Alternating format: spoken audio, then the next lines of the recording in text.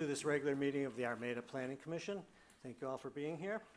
If we could all rise now for the Pledge of Allegiance. I'm calling this meeting to order at 7 o'clock. I pledge allegiance to the flag of the United States of America and to the republic for which it stands, one nation, under God, indivisible, with liberty and justice for all. Thank you. First off, I'd just like to introduce and welcome Adam Young from our planning. Caitlin is off for maternity leave, so welcome. If everybody got a chance to meet Adam, okay. And thank you. Our names are here, but we can point if. Very good. Chris, can we have a roll call, please? Abercrombie. Here. I don't see Arnold. Finn. Here. Jabara. Here. Carrick. Here. Kutchy. Here. And Murray is not going to be here tonight. Okay, we do have a public hearing. The applicant's not here. I heard a suggestion that maybe we could amend the agenda to put the public hearing a little bit later in the agenda so that the applicant has a. All right, Joe. Amend the agenda to move Pushing them back to the special public hearing. We'll move it down near new business. Please. Okay, we have a second. I'll second. Joe and Joe. All in favor say aye. Aye. Motion carries. The agenda is approved as amended. Next is the approval of our minutes from our last regular meeting of September 4th. Are there any corrections to those minutes?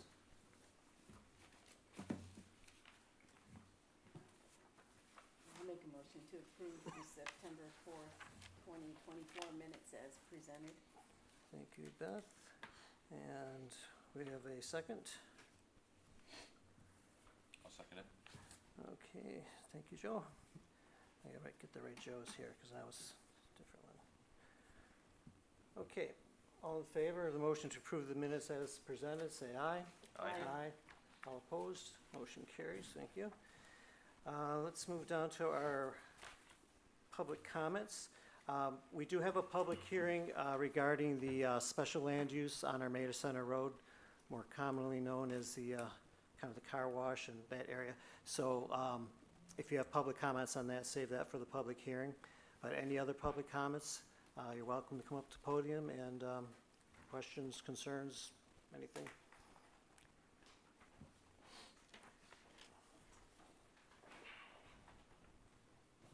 Hello, everybody. Hi, Steve. Steve Nickel, 22675 Armada Center. Hopefully, briefly, what I'm bringing up topics is about Trillium Farm for their site plan. Going through, briefly looking over, and I apologize if maybe some of it I overlooked, but I'm trying to look based upon what the packet was provided that you guys had. I'll start off by saying back on May 14th of this year, the Planning Commission, Chris Martin and John Patrick received a letter when they were going over for community outreach. And on the last page, it said they discussed the Trillium Farm event and that they would be required to do a deceleration lane on there based upon this letter. Going back, looking at the site plan that was provided, I don't see anything about a deceleration lane. In the letter that was provided by Trillium Farm, I see a Robert Bush, and the reason I highlighted that was because it says he's from the Road Commission. Reading that, I don't know who Mr. Bush is. That's just taken hearsay. It says, and I'm sure you guys have read that, but who is he? Do we have a letterhead from the Road Commission stating what his facts were? The previous planning, from what I understand, had a site contingent on the Road Commission for their deceleration lane. And I know that the applicant had stated if she had to put in a deceleration lane that the project would be no longer viable for her to do. So I'm not sure how we have gotten away from that. Also, I see in here that it says tents. These temporary tents, are they permanent tents? I saw the pictures that are on there. They don't look to be like your normal tent that you just pop up. I know there's going to be some time that goes into that. So that's why I'm just raising, are they temporary, permanent? How are they going to be inspected? and monitored. Going back, looking at your zoning ordinance, starting on page 26, these are items that shall be done. I'm looking at the land use impacts. There's quite a bit there that describes, I think, some items that are missing based upon what's submitted here. You also have the impact on public utilities. You've got items that are described here that shall be required, that are missing based upon this packet that the applicant submitted. Also, looking on Wade Trim's site plan information checklist, there are 4 items, I believe I counted, that have question marks by them that say that they need to be addressed.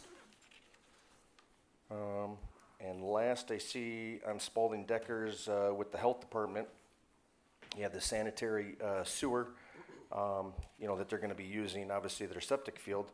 I didn't see any letter if you guys had received anything regarding that the health department was accepting this venue, because they're obviously going to have people there, and if they're going to be bringing on-site bathrooms, there's going to be somewhere where those are going to go. How are those managed?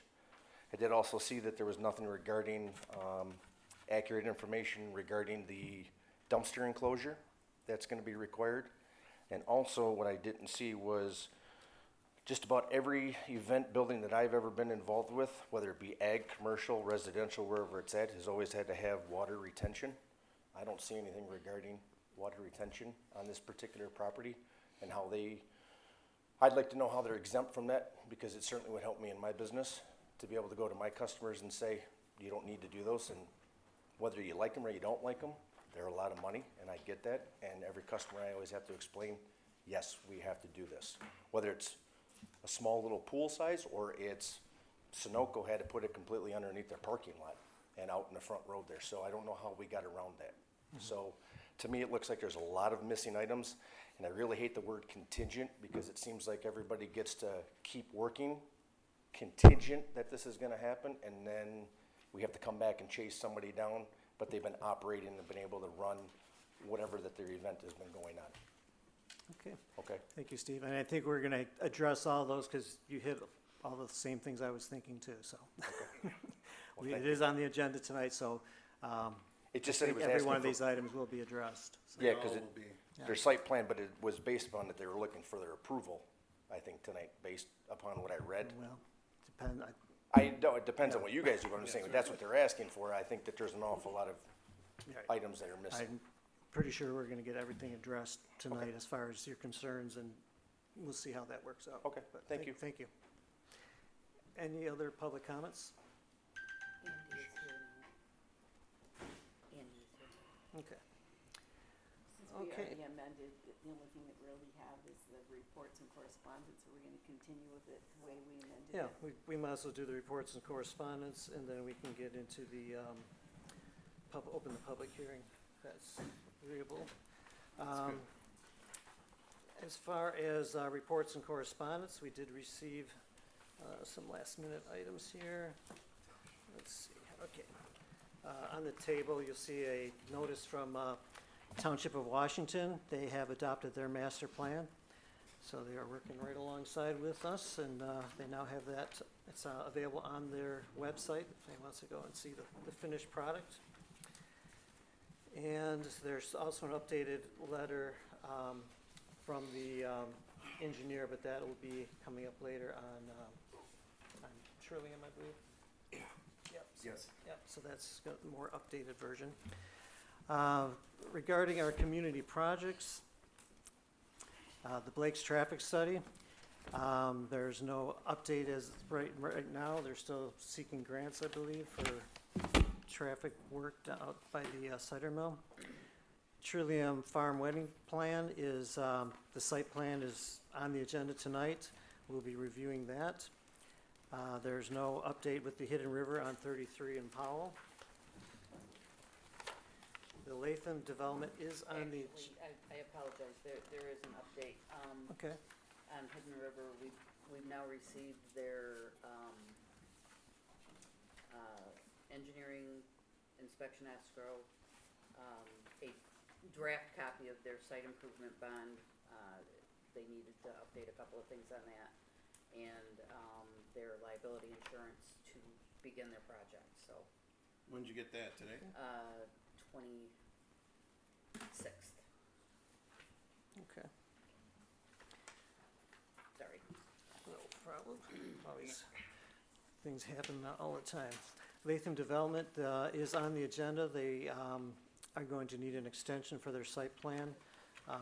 So that is on the agenda because they are not going to be able to start in time with their one-year window. Nothing new on the DeHunt storage. They've got building permits still and have not started. Okay. No update on Miller Farm, but we are working on the zoning ordinance that will most likely affect that. Same with Frontier, no update. The Semco Utility Building, the special land use was approved by the Township Board on September 11th, contingent on update to site plan for landscaping and receiving additional variances. I'll say that at the ZBA meeting Wednesday, they did receive 3 variances for the 8-foot high fence with 3 strands of barbed wire and the gravel driveway over the hard surface. So site plan was approved contingent upon the landscaping plan, which they did add the evergreens around the entire site where possible, and addressing engineering and fire safety concerns. I believe the fire has all been Fire. approved, It has all been approved, so they'll be going to engineering from this point. yes. Okay. Armada Center property self-storage, we have that, the rezoning was approved by the township board on 9/11. And a special land use and site plan submitted for review at this meeting. We will be having a public hearing on that shortly.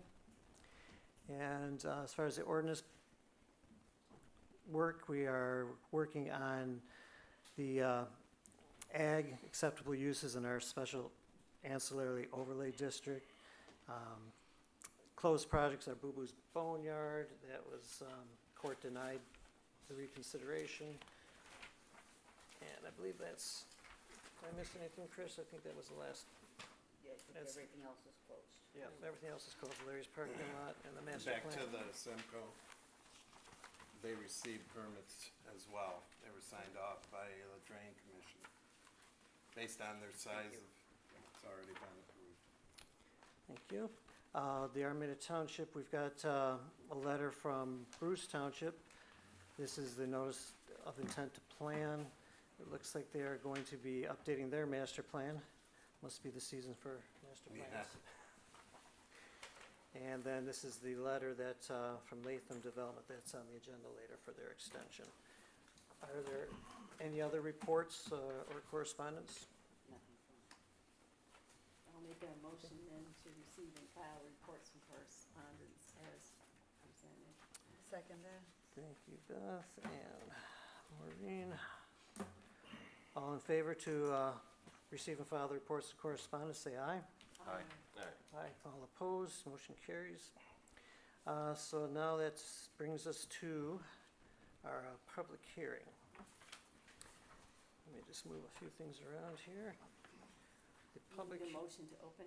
yes, I'll make a motion to open public hearing for special land use at 22900 and 22920 Armada Center Road parcels 1302232260220 and 13022322617.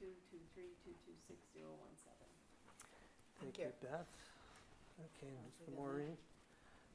Okay, so we are opening the public hearing at 7:16. All in favor, say aye. Aye. Aye. Opposed? Motion carries.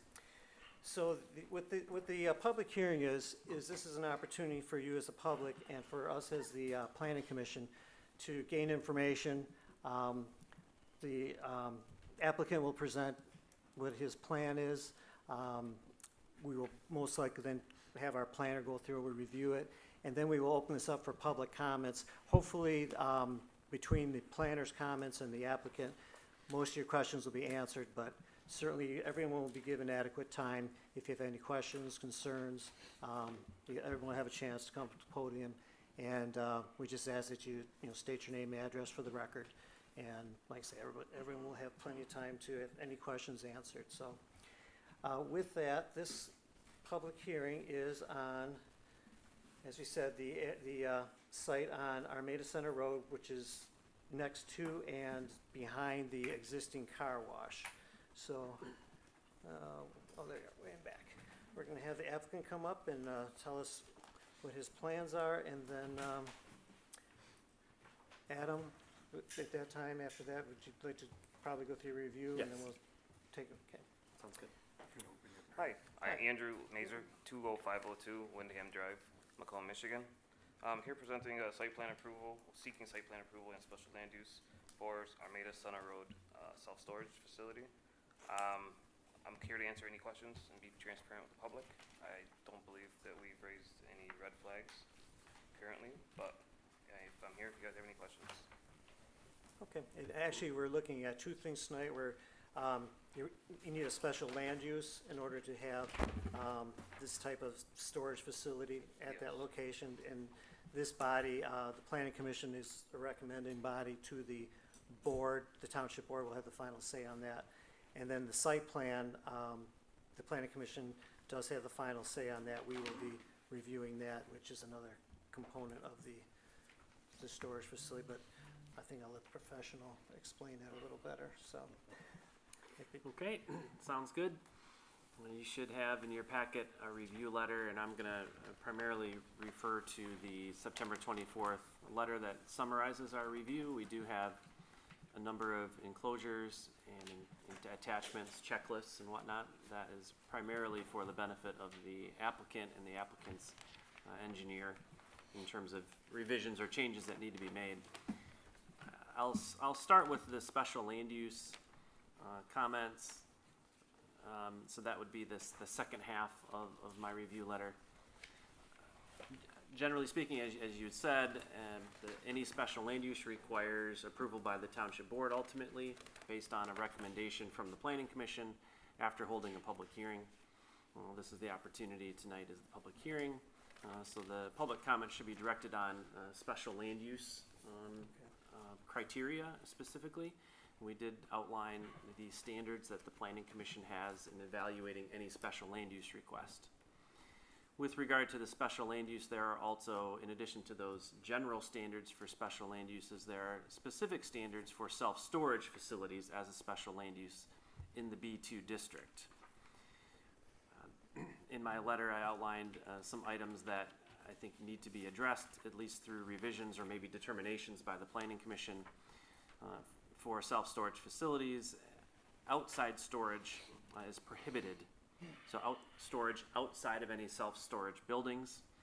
And so normally I'd like to see an acknowledgement on the site plan that the applicant is aware of that special land use standard, and basically confirming that they recognize that standard and will comply with that standard. Similarly, for self-storage units, the ordinance prohibits any unit from being used for business purposes, repair of vehicles or equipment, recreational activities, hobbies, or for any other purpose other than storage.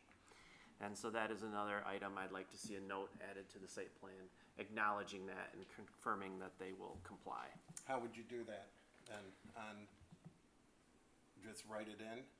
Yeah, I think they could add to the notes on the site plan, Okay. basically indicating that the zoning ordinance requires this. We acknowledge this, and we will comply with that provision. Yes, sir. Both for 1 and 2 item. Oh, gotcha. The outside Yeah. storage and the use of the units. Yes, sir. All right. Yep. Screening. So for self-storage facilities, they're required to be screened in accordance with section 5.01. That essentially requires screening to be approved by the planning commission and can be in the form of a wall, green belt, berm, or combination thereof. You've seen this provision before.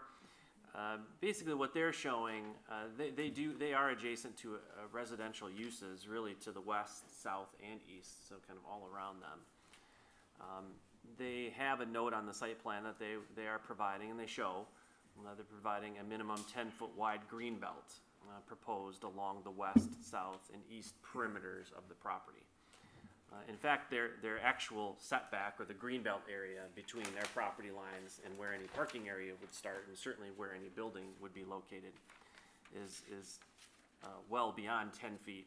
Really, it's between, my calculation, almost 20 would be the minimum green belt, and even 75 feet would be kind of the largest green belt width. They're not proposing any new landscaping within these greenbelt areas, but the greenbelt areas do feature some existing vegetation that is not proposed to be removed or eliminated. So that would be just a planning commission decision is needed to confirm whether the combination of the width of their green space with existing landscaping meets the spirit of section 5.01. And then finally, with regard to grading and drainage for self-storage facilities, the ordinance requires the site to be graded, drained, hard-surfaced, and maintained in accordance with the standards and specifications of the Armada Township engineer. Right now, the site plan does not provide proposed grading information. There is a note on the site plan that says that stormwater detention to be provided if required. This is a over 4 acre site.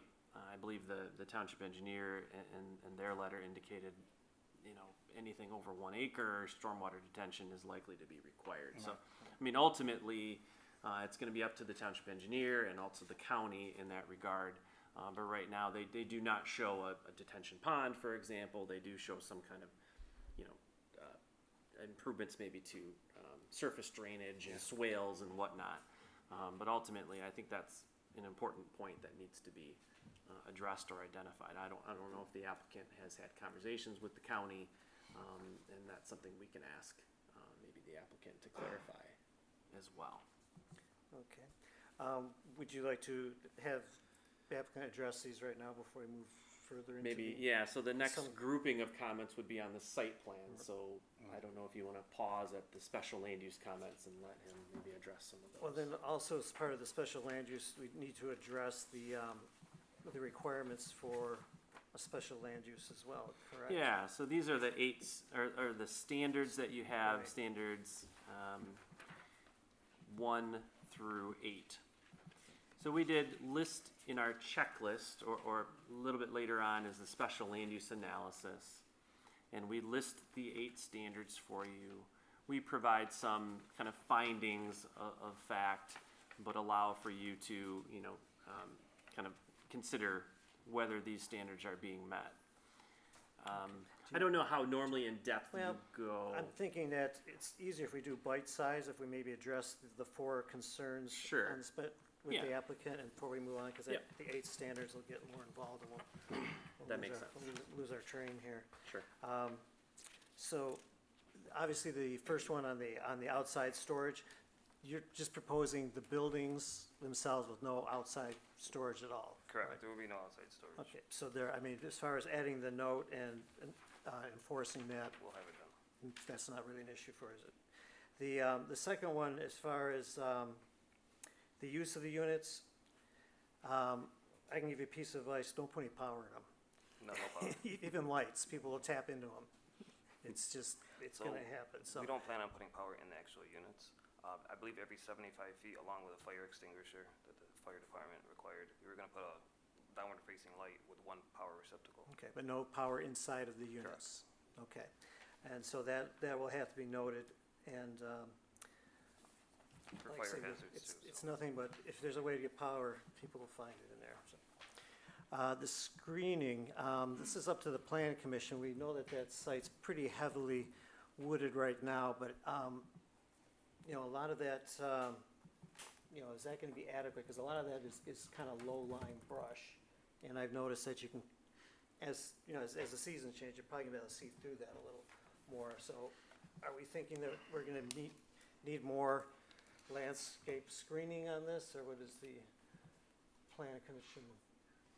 I would think, well, Yeah, this that's is a what we- public hearing, though. Yeah, so it is, we're not right. supposed to- Yeah. I have a feeling that we may be addressing some screening, especially if you've got the one side that's completely open and facing residential.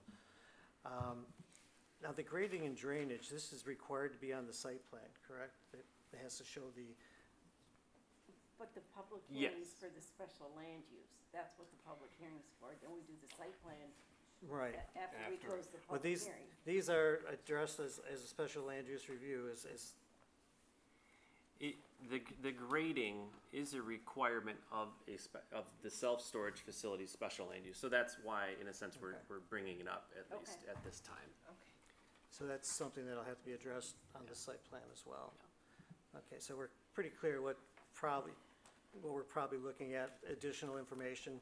The first two are pretty easy, but we may be looking at screening as we get into this and the grading and drainage. So we actually started working on it, but before we got too in-depth, a lot of it is engineering. And there's no point of doing engineering work if we're not gonna get, special land use approved or a site plan for that matter. So, but yeah, I'm up. Okay. Now, the next item is the standards. Should we go, let me see, or we should open the public hearing?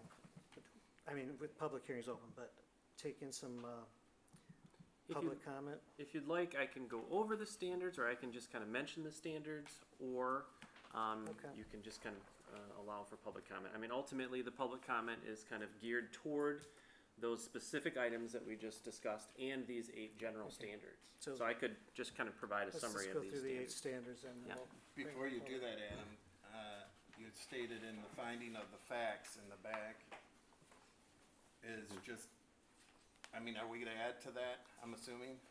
Absolutely. Okay. Yeah. All right, I got you. Thank you. Okay, so Yep. to go through the So 8 the- standards. The first standard, and again, there's 8 standards for any special land use being proposed anywhere in the township.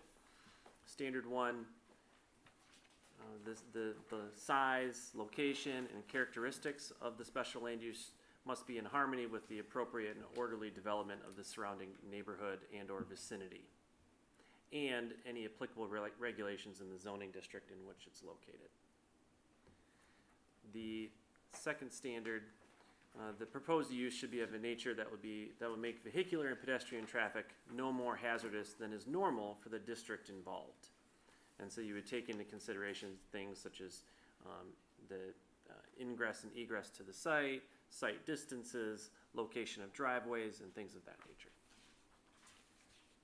Standard 3, the use shall be designed in terms of the location, size, intensity, layout, and periods of operation to eliminate any possible nuisance emanating from the use which might be noxious to the occupants of nearby permitted uses in terms of dust, noise, fumes, vibration, smoke, or lights. Standard 4, the proposed use shall be such that the location and height of buildings or structures and the location, nature, height of walls, fences, and landscaping will not interfere with or discourage orderly development of adjacent land and buildings or unreasonably affect their value. Standard 5, the proposed use shall relate harmoniously with the physical and economic aspects of adjacent land uses in regards to shopping habits, convenience of access by patrons, continuity of development, and the need for particular services and facilities in that particular area of the township. Standard 6, the proposed use needs to be found necessary for the public convenience at the proposed location. Standard 7, the use must be designed, located, planned, and operated so that the public health, safety, and welfare will be protected. And then finally, the proposed use shall not be detrimental or injurious to the neighborhood within which it's to be located, nor should such use operate as a deterrent to the future land uses permitted within the zoning district. So that kind of is a reference to the master plan.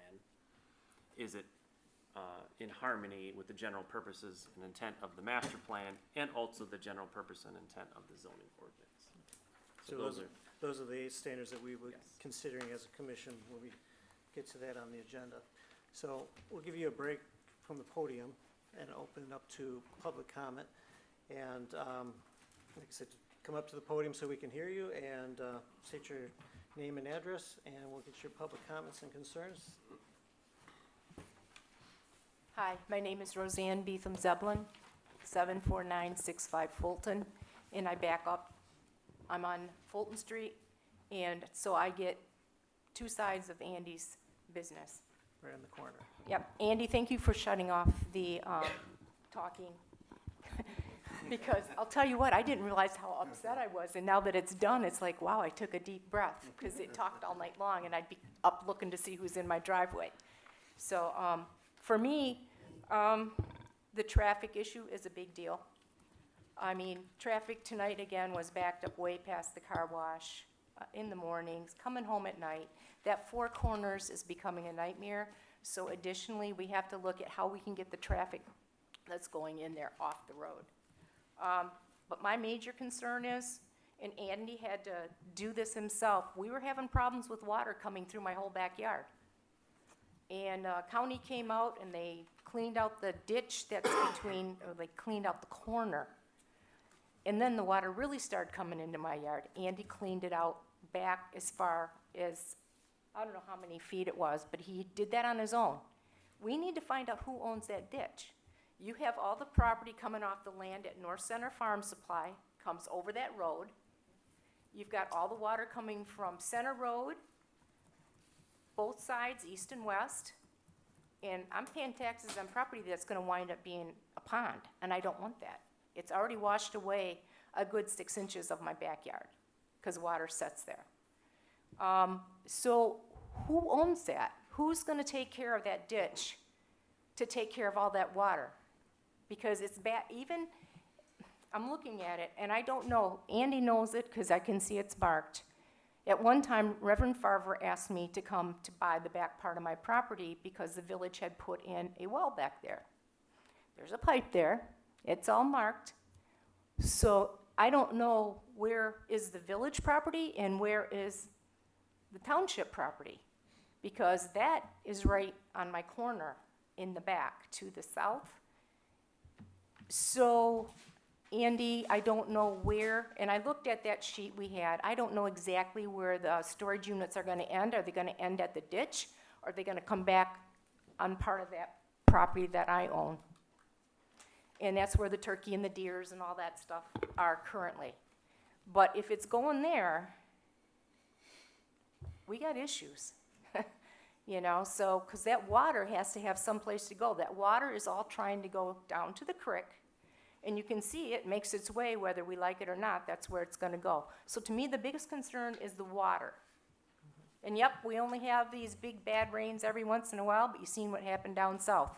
Same thing happened when it was here. It was coming right over the road, it shut down Center Road, and it washed right through. I lost 3 trees during that. So we're gonna have issues in the future. Why not address them now is to wait till later when it is a bigger issue.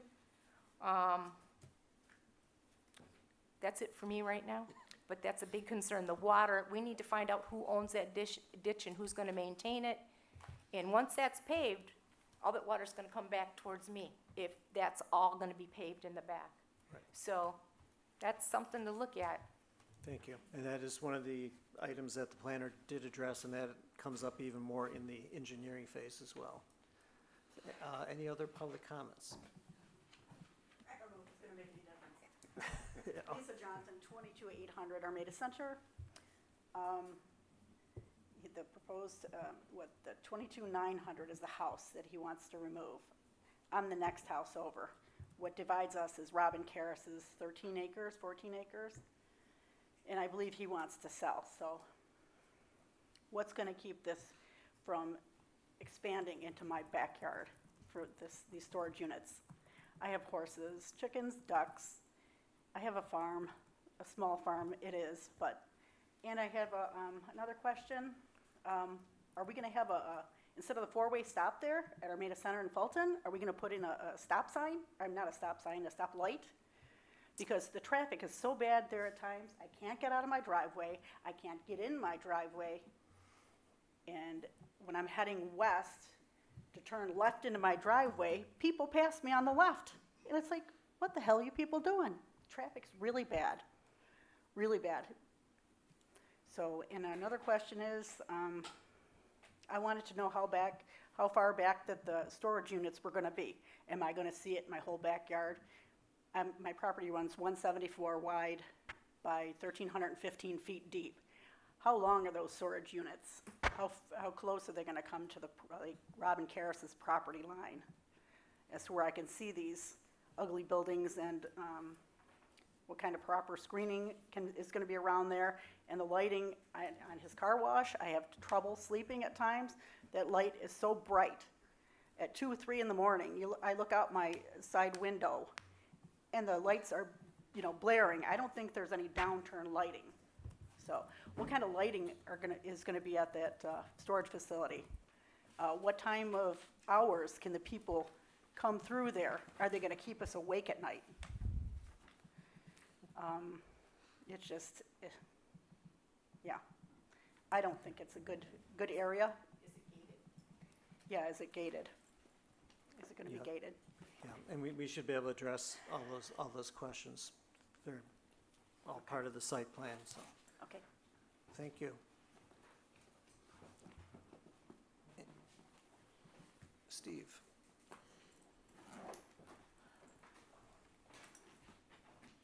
Steve Nickel, 22675 Armada Center Road. I'm about 400 feet down the road. In terms of visually impacting our area, for me, it won't, because we've got a lot of tree cover, but what will definitely impact me would be the traffic. I think we can all agree that towards the west end of Center Road, there's an awful lot of traffic. We haven't, I would say, agree with Roseanne, there's quite a bit more traffic now going eastbound towards the school.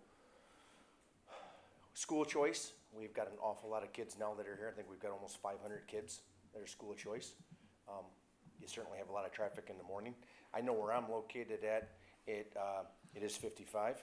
It's probably 65, maybe 70 by the time people leave the stop sign, and it's 65, 70 at my house by the time they're maybe slowing down by there.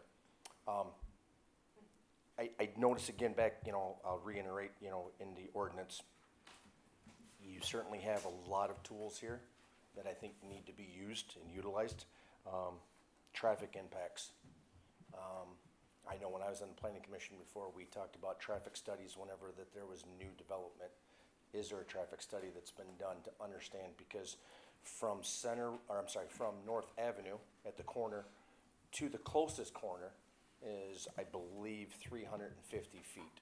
That's the closest corner of this proposed area to the stop sign. That's not that far away.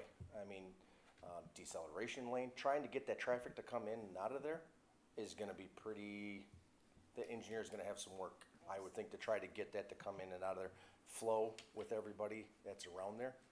And also I'd say it is zoned for the business, but you have residential all around there. And again, that's where I really am leaning on you guys to really do a really good job, not just like, well, what does everybody want to do? How about what does the ordinance say that we are supposed to do to protect the homeowners? I'm not saying that the business should not be able to be there, but there is the constraints that they have to follow that you guys should make them follow. And I also think that as close as this is to residential area, maybe go a little bit above and beyond to try to accommodate that so that the residents are protected from noise, from sound. I mean, all of it is pollution, and it's all listed, and I think the planner will agree with me, it's all listed in there, that you guys can be able to do that. And I would really emphasize the traffic study to somehow understand what this is gonna impact, because depending upon when your hours are gonna be, that this business is gonna be operating, if it's a access code where you can go in 24/7, well, I don't think that's spelled out from what I read, and if that isn't, that means there's access 24/7, right? And I don't know that that's reasonable in that area for that. So, that's what I have. Thank you. Thanks, Steve. Do you wanna address that now or wait? What's that? You wanna address that now or wait? We'll Well, I wait. think we'll take all the public comments first. Yeah. Are there any more public comments? Okay, well, seeing no more public comments, motion would be in order to close the public hearing on the 22900-22920 Armada Center Road public hearing. I'll make a motion. Okay, Maureen, and Second. Beth, second, 7:42. All in favor to close the public hearing at 7:42, say aye. Aye. All opposed, motion carries. Okay. We're gonna, moving on to new business here. Got an easy one right up the bat here regarding the Latham development. You should have received a letter regarding that.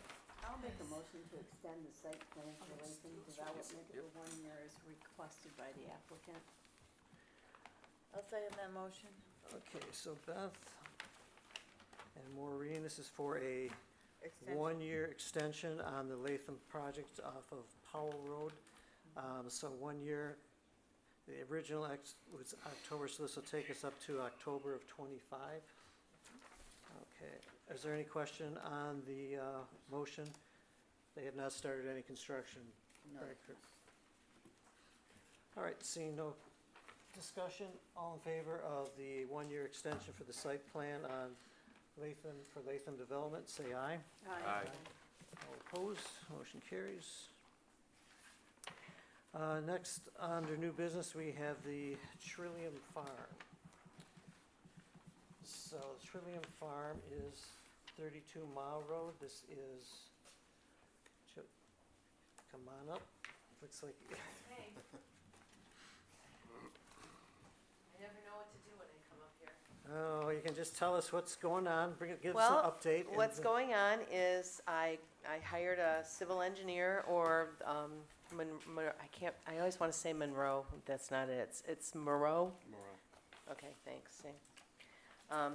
Engineering, they did a site plan for me based on the contingencies that were set forth by the board when my special land use was permitted based on the site plan approval. Mr. Nichols, I would have loved to have seen you and talked to you at the public hearing so we could have maybe addressed some of your concerns prior to doing this. To address some of those concerns that Mr. Nichol brought up, and I don't know if any of this is proper, so just, stop me if I'm off. As far as the Macomb County Road Commission, it was suggested that I give them a call, see what would be required. I did talk to the gentleman that's noted in the letter. I talked to him for some length of time. When I talked to him, he asked me why I was calling him. I told him that I was told to call because of what we were trying to do and to see what the County Road Commission might require. And he was really pretty blunt with me. He started listing all kinds of businesses that are agribusiness in Armada Township that don't have deceleration lanes, that are on Romeo Plank. And I told him, well, that was the list I had to give to him to make my case. So he said that he didn't want, he said, you don't want Macomb County Road Commission involved in this. If Armada Township Planning and the board is willing to let you do this, then they should let you do this. He looked at a Google overview of where the property was and said that if we use the center driveway on the property, that we wouldn't have to do any, he said there's no way to do any kind of deceleration lane or other lane by the bridge, by the river, because the railing for the bridge is almost right on top of that driveway. And he said that basically, if the township is allowing you to do this, congratulations, and the township has to stand behind what they're doing, and you don't want me involved. So I made copious notes. I called the township. I think I left a message for John if I didn't talk to him directly, and I reiterated what had happened in this conversation. And while you may not want to take my word for it, I was feeling the same way. I don't want to be held to some lower standard. So I asked John to please reach out to the gentleman whose name I was given at the Road Commission. I asked this gentleman if it would be okay if John reached out to him. He said he had no problem with that. And I never heard anything back. I didn't hear anything negative. I didn't hear anything saying, yeah, I talked to him. So I pretty much made the assumption that we were sort of still on the right track. He said that he would pay attention to things if there were a lot of accident reports or anything of that sort that seemed to bump up at our location. He might consider that I would have, that signage might have to be put in at my expense and things like that. But that's as far as it went. And he basically said that Armada Township needs to put on their big boy pants and stand behind what they're letting me do. And, you know, I kept trying to engage him a little differently to, you know, I didn't want to argue with him to make him say he was going to make me do something, but I also didn't want to just leave it alone. So I got as much information as I could from him as to why, you know, I didn't want them involved, why they didn't need to be involved, why, and when he asked me about our hours of operation and our frequency of use, and I told him, and he kind of chuckled and said, you know, it's probably not going to be a problem. It's all backed up there anyway. So I left it at that. So as far as Mr. Bush goes, I don't know what needs to be done there. The tents in the letter that I submitted, and also in the information from Wade Trim, do indicate that they are temporary tents. And let me be clear, I don't want tents on the property. This is something that Kevin, the fire marshal, suggested if we had more than our maximum capacity, that we could have people in a tent and they could still be on the property and they could still dance in the barn, and it was sort of an alternative. I don't want tents on the property. I don't want all the grass dying where people are going to have a dance floor and all. It's not really worth it to me, but since Kevin indicated that that was an option, I included that as a potential thing down the road. When my daughter got married, I put up a 20 by 20 tent, not me. I had a company come in that staked it out and did this. This is what they do for a living. As far as the maintenance of the tents, if I had a tent, the tent is going to go up and it's going to come down when the event starts, and the day after the event, it's going to be taken down. If I have tents. But they're temporary. And when you say they're not like any tent you've ever seen, sir, for any event, I would beg to differ, because it's about the only kind of tent you do Please see. address. Okay, I'm sorry. Well, I just, you know, but the tents are what are used at wedding events. I'm sure many people have been to tented weddings, and they're not, you know, something that we would ever put up, because it would come down on people. We don't have the equipment or any of that to do that. So, let's see what else. Okay, sanitary sewer. The company that we use is licensed for, they're called Peclo. It's out of Oakland Township. They have a sewer disposal license. They are licensed through the state of Michigan, and they bring the temporary bathrooms onto the property 2 days before, and they take the bathrooms off the day after or the day following. None of the sewage is put anywhere except into the tank that they empty into their tank on their truck, and then they haul the trailer away. We don't have any use of our septic system that would be any part of the wedding venue, unless I had, you know, a sick or ill person who was at the wedding and needed to come into the house and use the restroom. But, I mean, the 99.9% of the use of bathrooms is going to be the trailer use. And as I said, I can get a license, I can get their licensing information if that's something that you need. The dumpster enclosure, it's my understanding, I didn't bring the site plan with me, it's too big. The dumpster enclosure, it's my understanding that it does indicate that there would be a solid PVC fence that went around the dumpster to screen it. That was something that I asked be put on there, and it's been a month since I've looked at it, but I'm pretty sure that was on my checklist and it got marked off. Water retention, it was my understanding that with a gravel parking lot and being open 5 to 6 months out of the year, we would not be required to have curb and gutter or any kind of paving, thereby negating the need for any kind of water retention. Farm's been there since 1831. We don't, I don't know. It was my understanding it wasn't something that would be required, given the fact that it's going to be a gravel parking lot and we would meet the ordinance requirements for putting in a gravel parking lot. I don't know, I guess I don't know what else to bring up other than the objections that were on the record. I do have the checklist from Wade Trim, and I tried to adhere to that. The areas that may have seemed a little gray as far as the size of the buildings that have been there, I mean, we're not building anything, right? I know that we're turning a building into something for public use, and I understand that that's the next step when it comes to the engineering of the building. But we're not really building anything. You know, this has been sitting here for almost 200 years, and we're just trying to make good use of it. So I don't know what more information is needed from me. It's my understanding if something wasn't definitive in that site plan, because we have kind of an unusual setup and circumstance, that I can include some specificity in my statement of intent. So there is some overlapping information in that statement of intent to give you a little more detail on things that you might have questions on. Okay, well, I think best thing would be to go through the planner's review, because there are a few items there. Okay. And we might as well start off with the history so people know what you've proposed, and there are some restrictions on it that were imposed, so. You ready to go through that, Ed? Yes. Okay. So this is a just over 10-acre site on 32 Mile Road near Riverbend Lane. The proposed operation is to have this as an agribusiness value-added farming operation, essentially for an event barn, as you've indicated.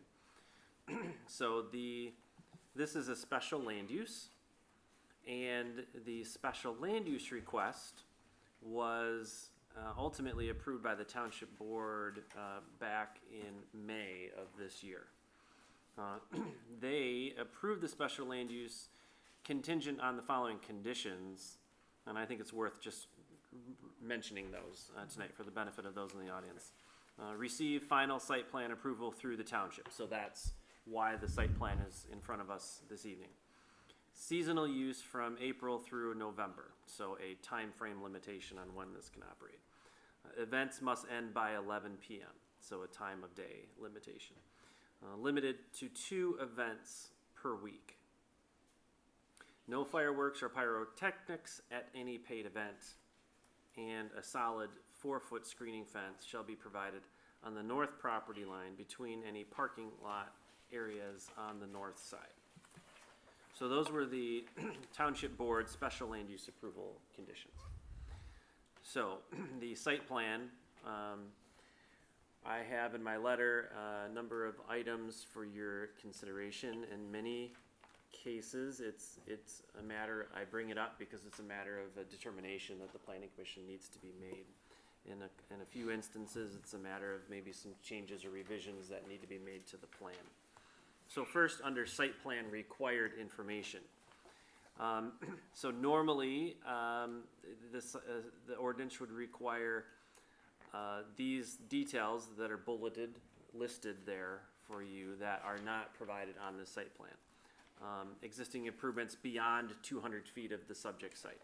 A full topography, basically a topo survey of the entire property at 2-foot contours. Architectural building elevations. As was mentioned, there's no proposed building. These are all existing buildings. In the packet, I do see that they did provide pictures, photos of the existing barn buildings. Type of surface material and design of all exterior surfaces. I mean, they've specified the surface material for the proposed gravel parking area, but they haven't necessarily provided the details on, the other driveways that won't necessarily be a part of this operation. Dimensioned floor plans, although in the packet they did provide kind of a concept of how one floor plan, how it could be. And for an event venue, it's going to be transitional, right? Every event might have a different floor plan.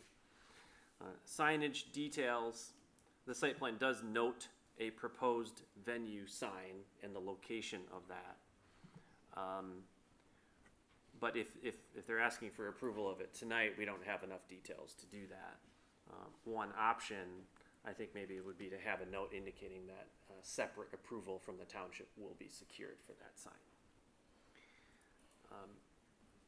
information about the presence of wetlands and floodplains or the lack thereof, site drainage characteristics and improvements. So again, based on the fact that this is an existing site, the applicant or the engineer hasn't provided all of this information. So you do have the ability as the planning commission, given the nature of the somewhat limited nature of the improvements, there's no proposed buildings at this site, and it's an existing developed site, you can, under the authority of the ordinance, the planning commission may waive certain site plan informational requirements deemed not necessary to the review and understanding of the site. So that's something to consider. I don't know how you normally, would you like me to stop there and you would want to kind of weigh in on some of these? Yes, actually, I think we should probably weigh in on it before we get too deep. Sure. Joe, you have a comment? back to your point, the type of surfaces depicted on here, they're all depicted. Her existing surfaces, Okay. driveways. If you go to the print or if you have the PDF file. check I do out. have it, yep. Yeah, maybe what I was looking at is even, are some of the other areas beyond Yeah, that, she grass went- surface or natural vegetation, that kind of a thing. These are again details that maybe not be Yeah. pertinent. Yeah, just food for thought. Yep. Now, All right. we have the ability to waive some of these, especially due to the fact that it is an existing site and most everybody's Yes. pretty familiar with it. Yes. But, I mean, obviously, the building elevations, we do have those covered now. We have quite a few pictures of that. But now, when we get into some of these are a little more important. Now, the site drainage, I know the engineer also brings that up.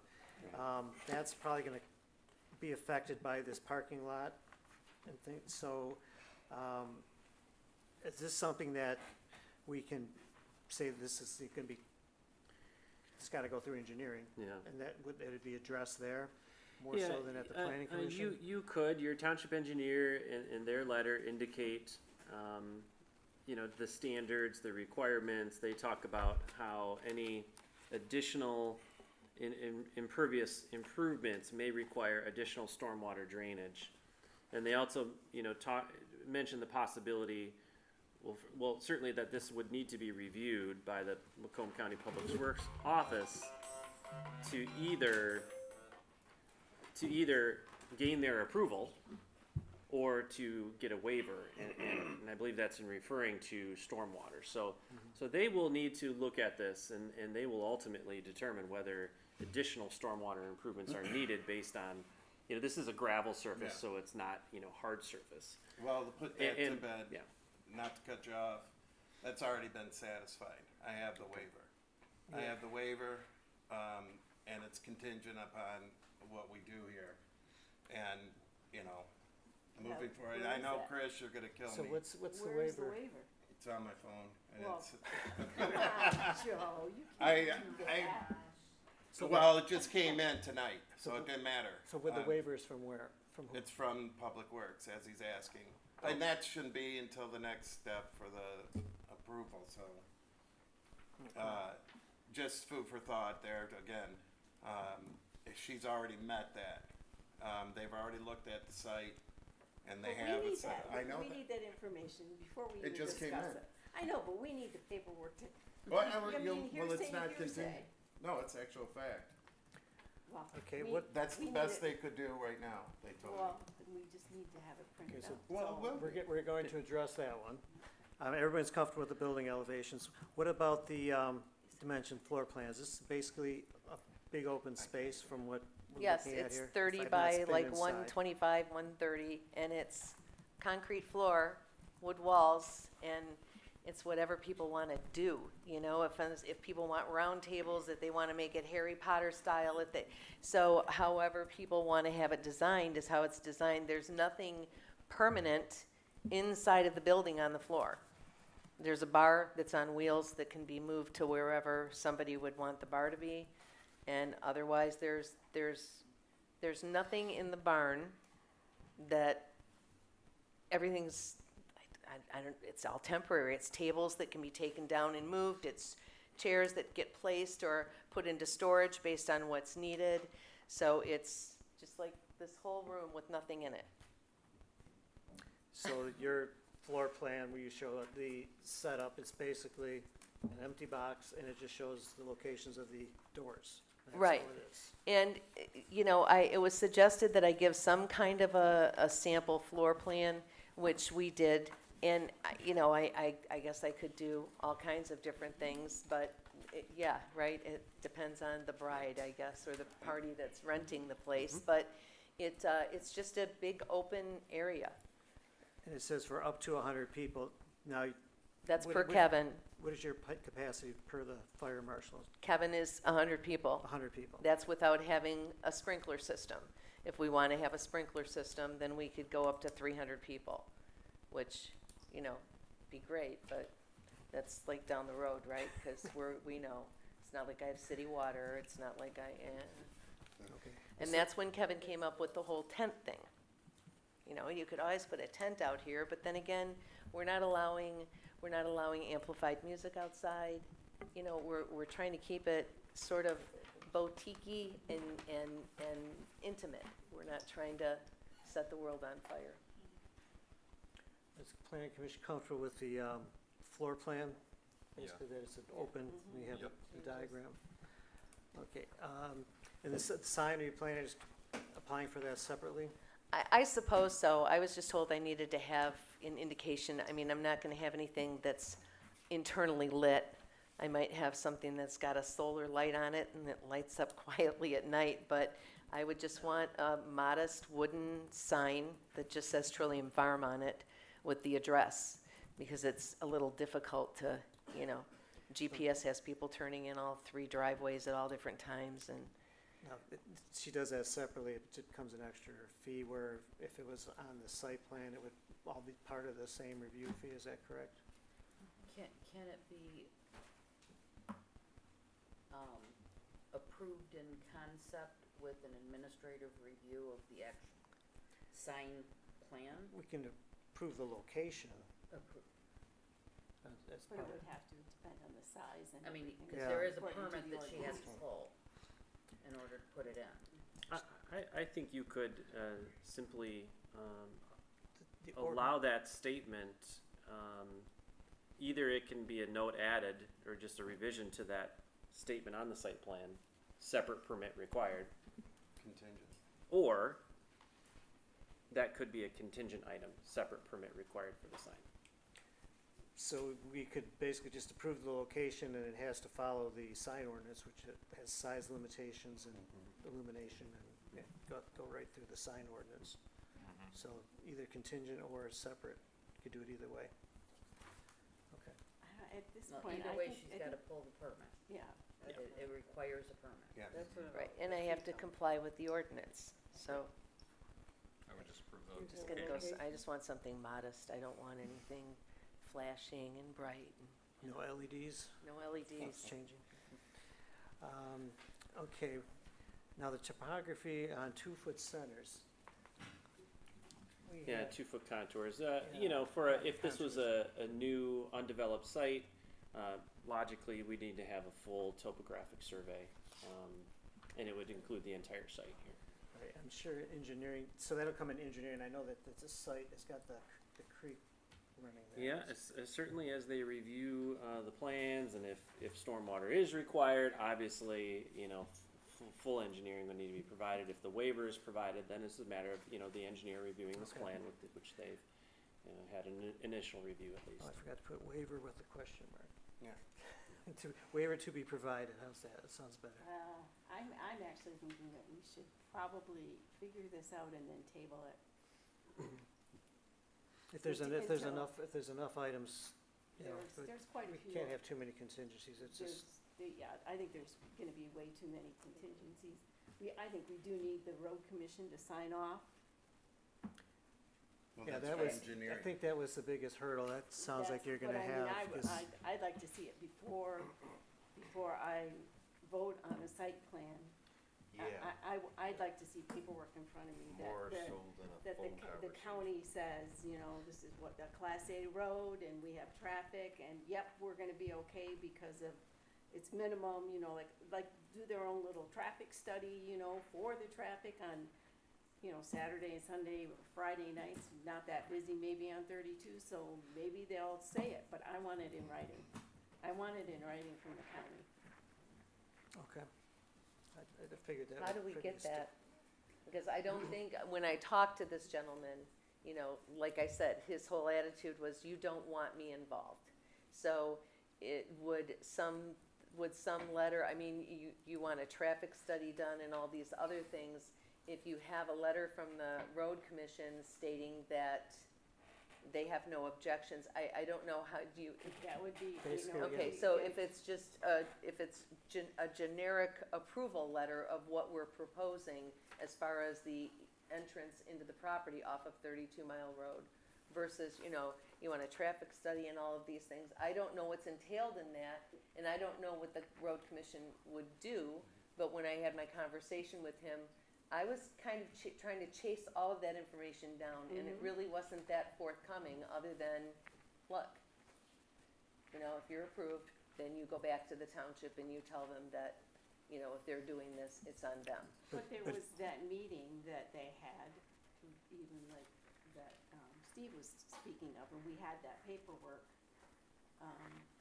with that note from the county regarding all of the different, the meeting that you had, and Trillium was on there, and they said that, in that, I believe it said that they'd have to come in off of, what, Riverbend? We discussed that. He said I could use Riverbend as an option, and I told him I really didn't wanna rely on, you know, private homeowners and a private road that could change their mind and put me in a precarious spot. So I said, we do have 3 driveways, and when he looked on the map at the driveways, he said, okay, that center drive would work.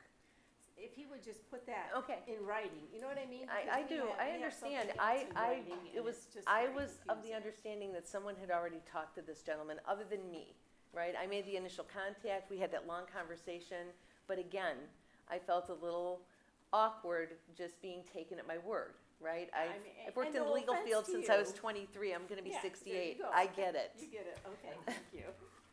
But that's, I would like to see something. Right, just them saying that they have no objections would be adequate, if they, or they Yes. don't wanna So- study it, or, Yep.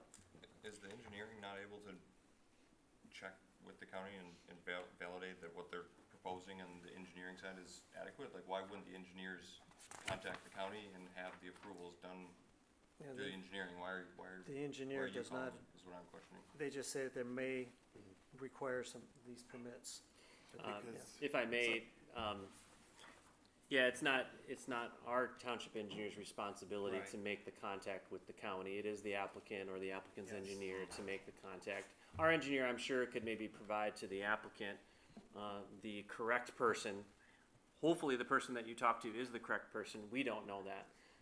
Our engineer maybe can provide some guidance as to who you really need to talk to, and more than just, does one person at the county have objections or not? What we need to know is, will the county require a permit, given the proposed work in their right-of-way?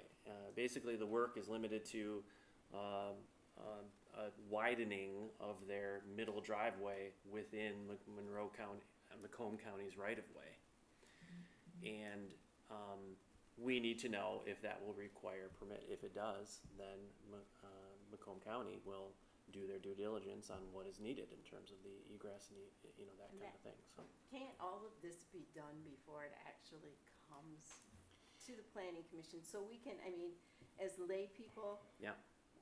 they're paying, she's paying a professional, we're paying professionals, and I feel like we should have this paperwork and say, okay, the planner's good, everything's checked off, their site plan is checked off, the engineer looks at it and says, okay, yep, there'll be final engineering or whatever. So we have that in front of us, so we can make an informed decision. It's reasonable to ask for that information to be provided, and if they're, you know, if the Macomb County is unwilling, sometimes, you know, if a permit is required, they may not be willing to issue the permit before it gets through at the local level. But in my experience, they've normally been able to at least provide something in writing so that you know, or, you know, so that you can be assured, here's what the county will say, or Yes. what they will require. Have something in writing, so. But typically, the burden of proof is on her.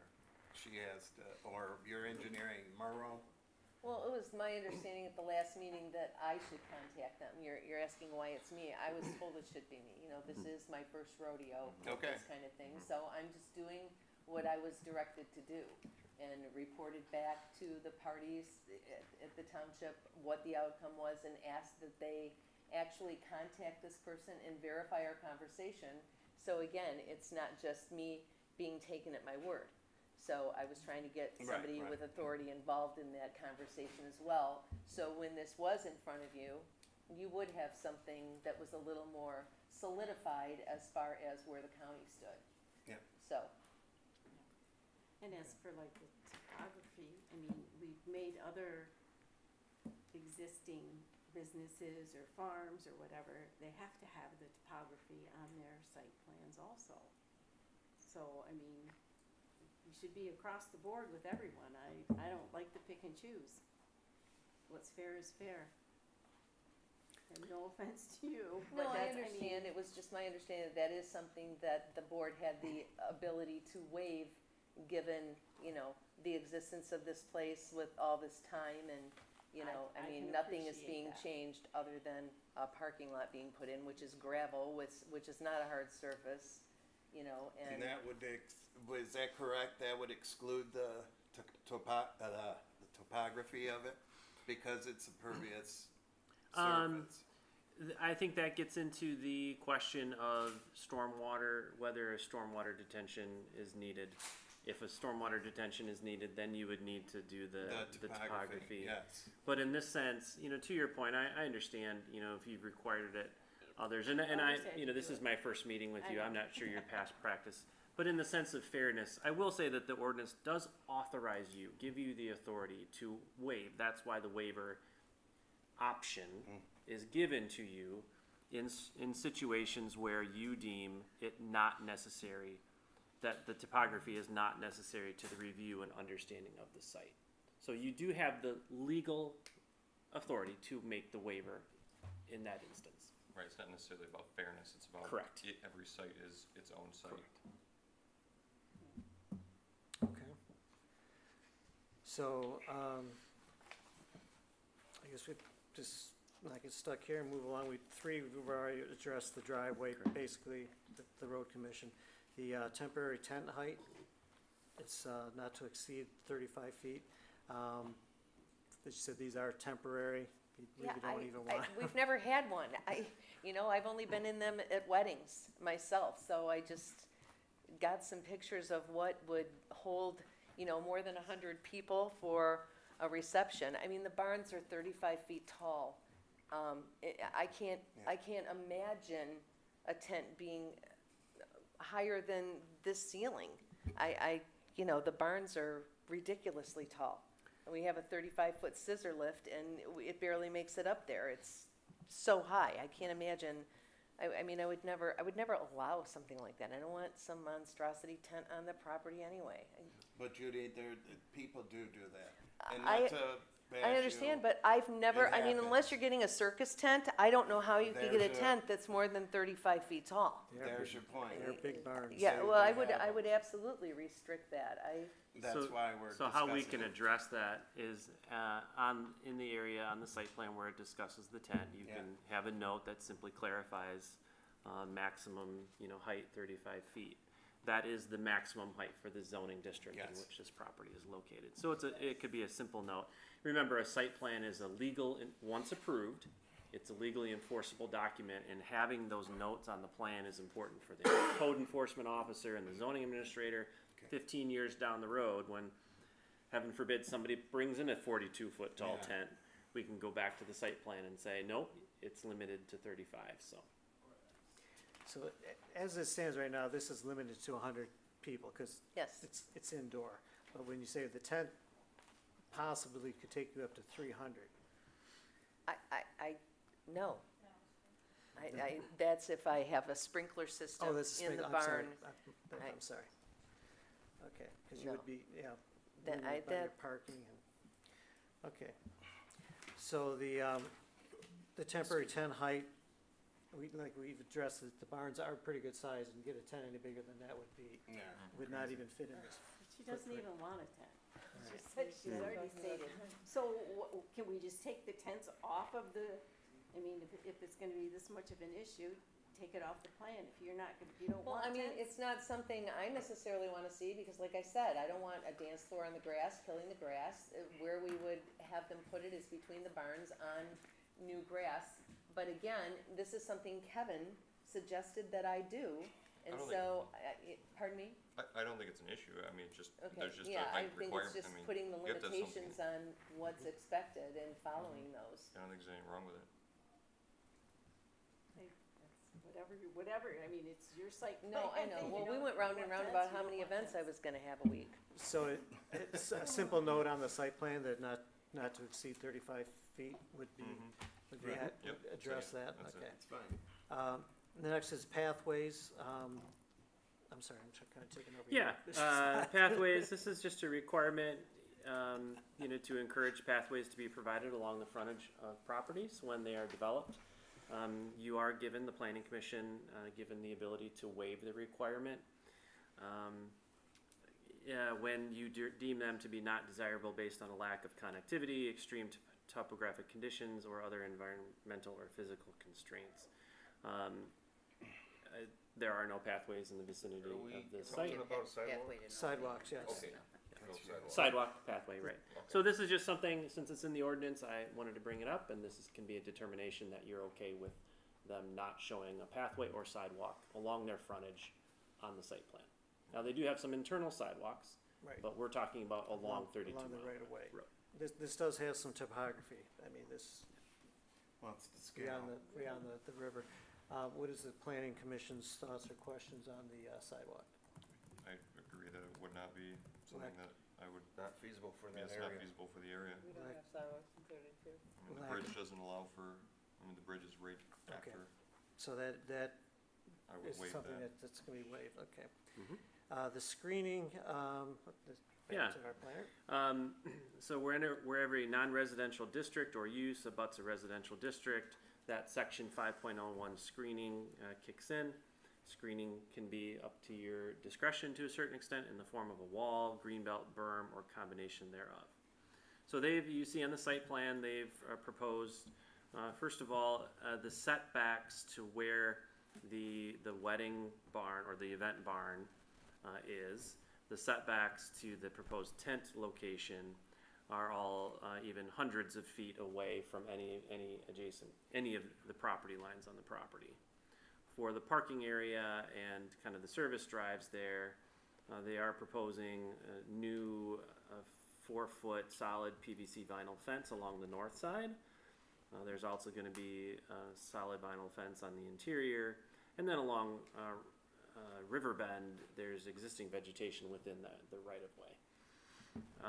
So given the generous setbacks, as well as the proposed fencing shown on the site plan and existing vegetation, like we talked about previously, this would just be a planning commission determination of whether additional landscaping is needed. Okay. Do we need more trees? Like I say, we're all pretty familiar with the site. What is the planning commission thoughts on I think additional screening? it's very adequate. Definitely. And they do have several other outbuildings that also act as screens from the residential to the north. Is there anyone that thinks that we need additional screening? May I ask a question? I think it says on the site plan that we want to go with 4-foot solid PVC fencing. I think I asked them to edit that and make it 4 or 6 feet, because I fear that 4 feet may be too low.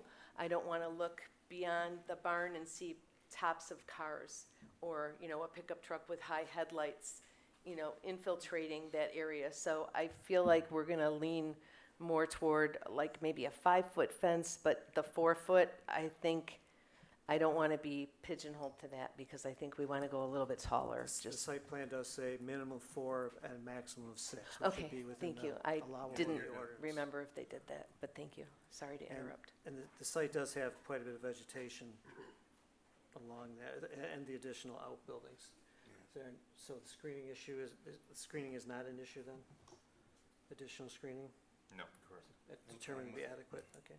Adam? The next item, number 6, is with regard to the lighting. So the site plan shows building-mounted flood lighting will be utilized in the vicinity of the wedding venues. So again, the place where the activity will occur is centrally located in the site. But again, at the same time, the ordinance requirement is that all lighting shall be shielded to reduce glare and directed downward toward and confined to ground areas. You'll see it kind of in the top left corner of their site plan. There is a flood light specification. But what I always want to be careful about with floodlights is that they're not, aimed up or out. It really does need to be aimed down. So I would like to see, especially because the spec actually shows it aimed up, I'd like to see some sort of assurance or note added that these will be directed down and will not be aimed outward. Now, this light also does not show any type of a shield on it. Correct. So shielding and, just note confirming that they will be able to comply with our ordinance requirement is appropriate here for a revision on this site plan. Okay, well, Commission, like to I'm see fine the lighting You have shield, to. it should be shielded, I mean, light pollutions, Do you request additional detail, yeah, so, shielding, and directing the light? are the lights existing right now, or are they gonna be new? The electrical is up there, they're existing, and they are just regular floodlights. Okay. And I don't know what they have, but they are aimed down because, we wanna be able to see the ground and stuff. And there are lights above the barn doors that are barn lights that have the metal around them that shield directly down. There are, I don't know how many are over the main barn doors, 3 or 4. Looks And like then there's 3. one over each of the other doors. And there are lights over, all the doors around the house and on the peaks of the house and on the peaks of the garage where the parking lot would be around. So yeah, I hate floodlights pointed at something or somebody, but we are on 10 acres. We are pretty far away from anybody that would see those. But I would absolutely have them shielded and pointed down. Typically, those would be shining during an event. They're not gonna be running all week long. No, those would come on, if we had people on the property, they would come on Yeah. at dusk, right? They would come on when it started getting dark. We're also gonna have pathway lights lighting the sidewalks. And you'd be surprised that there's also a big shop barn that's not part of this that is north of the L-shaped barns, and it has, it's had a light on it for, 45 years, and it lights up the entire area back there as well. So it's pretty well lit. I mean, I don't wanna light it up too much. I want people to be able to walk safely and see where they're going, but I also don't want it to be so much light that it kind of kills the ambiance of why you're there. Maybe I should rephrase that. Are you intending on putting that light on during events only? Yes. Okay, I would do it for safety's sake. I gotcha. Thank you. The ordinance does require lighting to be shielded, so Yes. it should just be, a lot of times you can get shields for the lights that you have up I there. think we would have the electrician just put up new lights. Those lights the are old. shield. Okay. I mean, We were kids. they're so not that- LEDs, they're just old lights. So that's an item that needs to be addressed, they have to change that, lighting. Okay, Adam? The next item, the trash receptacle design and screening. So on the site plan, it simply just says dumpster with fence screening. I presumed that it would be the same solid PVC vinyl fence. The applicant actually confirmed that was the intent. The one thing that I'll bring up is the ordinance actually says that trash receptacle screening on 3 sides should be by decorative masonry walls, which are similar to or compatible with the exterior construction materials used elsewhere on the site. So again, that's a provision that clearly is in consideration of a new build that would adhere to your requirement of brick and masonry. In this case, we're talking about existing barns that have no brick work, as I don't believe they do. So given that, I think it would just be a planning commission kind of discussion or determination. Is the PVC screening for that trash receptacle area sufficient? Additionally, the ordinance does require that the receptacles be placed on concrete pads with bollards on the interior. It's not clear in the site plan what the surface underneath the dumpster will be and whether those bollards will be provided. So this would be a revision that needs to be made to the site plan. So the PVC fencing may be more compatible with the white barns and Correct. the fence that's there. I guess the main thing would be, would it be durable enough, as long as, depends on your. That's why the truck bollards driver. are gonna be Yeah. very important. Right, and the cement pad, of course, Correct. has to be on there. So that, the cement pad needs to be noted, but what about the commission has the leeway on the decorative fencing? I agree, cause PVC. cosmetically it would match better than a stone that's not gonna be able to match the barn's existing. You got the other issue is when they come in to pull those dumpsters, they can trash your fencing. The concrete slabs are there with a rat wall to prevent rodents from getting under it. I mean, there's double edge there. How do you guys think about that? Or, Well, I mean, yeah, to there's- put the parapet walls up, she would, I think mean- the concrete slab and the bollards would be sufficient with a PVC fence. she could still do masonry with that like stone look, fake stone That's look that fine. would tie into, I know, the foundations of the, and then, cause a PVC fence with a yeah, truck is gonna hold up. it's gonna Not at all. trash, Yeah, yeah. nice. Yeah, certainly she can provide the masonry, the PVC is definitely a concern of durability over time. That's why the bollards would be really important, given that. But, Yeah. she could talk with her engineer and they can come up with a better solution, and propose it to you. Yeah, definitely. I've had same type of containment with just a tin, it's basically the same siding as my building with just a metal stud framed, it'd be very similar to PVC for several years of my business and it's just fine. If you put and I don't have bollards in front of it either, so. You got a good driver. Oh, Yeah, you do. I mean, if you leave 6 inches of space between, make it large enough to where they have a good spot to locate the dumpster, but Okay, so we're in agreement that the cement pad's a must. definite, a must. Yeah. Where are we on the screening? It seems like we have both, I hear both masonry and both PVC. Yes, I'm, Masonry's durable. yes. if they do wreck the PVC pipe or fence, then it's up to her to replace it because she has to abide with an ordinance. But if they wreck concrete or they hit, no matter what, she's gonna have to replace it if they hit it, so what does it matter, In my opinion, it's up to the owner. I would think the PVC fence is acceptable. The PVC fence, just food for thought, you're gonna run into this, is you can put that as a screening if you don't like, block, visual of it, you can screen it with the PVC outside of it, the Right. parameter for cosmetics, but you're gonna have an issue because it's just the, Well, I talked to the dumpster company, it's MGM Dumpster. oh yeah, And they told me that they have things they can put in place that, we've had a dumpster at the farm for 6 years now. And on a pad, it's on the driveway.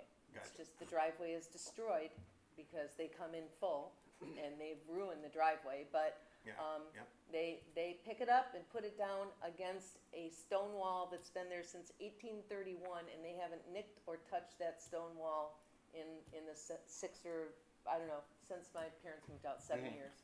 So, if I have my druthers, obviously a PVC fence with some kind of protective thing around it to guide where that would go would be much more, acceptable to me than to have to go in and do masonry work and then Sure, also keep do your the costs down. PVC work. Yeah. We're trying to do what we need to, and I don't wanna say at a minimum, but, I would prefer to have PVC there anyway. I think it would be more aesthetically in tune with the fencing for the parking lot, the barns, and the house. Okay, well, it seems like more we're leaning toward PVC. Is there anyone that That's objects to the PVC on the cement pad? PVC screening? No. Okay, so we'll have to have a cement pad. Maintenance. And then at some point, if you do expand to this future parking, things may change and then. Oh, yeah. Yeah. Okay, so we just need a cement I'm pad just showing up. hoping for a parking lot at this point. Expansion is, like I said, I'll be in the ground before that happens. Okay, and the last thing you And have. the last item is loading and unloading. There's not a specifically designated loading or unloading area marked on the site plan. Although if you look at the site plan, there appears that there would be room to accommodate loading and unloading. Ultimately, the planning commission, you would require a specifically designated loading and unloading space for any use that involves the receipt or distribution of vehicles or materials or merchandise. Essentially, you have leeway in this regard. So maybe it's worth asking the applicant what their expectations are for deliveries, unloading and loading, and to determine whether you need a specifically designated loading area on the plan. Okay, So the concrete that is on the north side of the property, I didn't want to open my mouth about this. The concrete on the north side of the property, the previous engineering plan showed that we need to replace that concrete. So that's all going to be replaced because it's old and it's cracked and it needs to be brought up in order to meet certain standards. So once that is done, I think we would sort of taper the end of it so that right now it acts as a driveway, and the deliveries we have are a DJ dropping off their stuff, a bartender showing up, a florist with a small van or, SUV, and a caterer. The caterer brings the most, but usually they're in a van and they just offload everything on the north side of the barn and get it into the west end of the barn and start setting up for the wedding. So it's not, we don't have merchandise, or we just have whatever's required for that event. And typically, like I said, it's a baker with a cake, a florist with some flowers, a DJ, a bartender, and a caterer. okay, but the planning commission should determine if that's loading, unloading space is needed. It doesn't sound like it. They need a receiving dock, they don't, so you have it's not a manufacturing facility. They're not. Well, it should that is be maybe about- just stated on the site plan though, where the loading and unloading would be. 'Cause Yes. Evidently, it's gonna be coming out of a set of the doors on the barn somewhere, so. just So, it's on if you need a specific directive, it would be on But you just have to put it So on, there's a Right. on the 50-foot, site plan. it would be on this. that 50-foot diameter gravel fire department turnaround? I mean, is that where they would come in? They would come in there, and then Basically that's going to be right near that. So just new designate concrete, that so- as does that make sense? Yeah, it Right. makes sense, but we just needed an updated site plan Yeah. with all of this before we So the approve. Yeah, especially since she already has a plan in place for loading and unloading. Let's just add that to the site plan or Yep. note that on the site plan. Okay.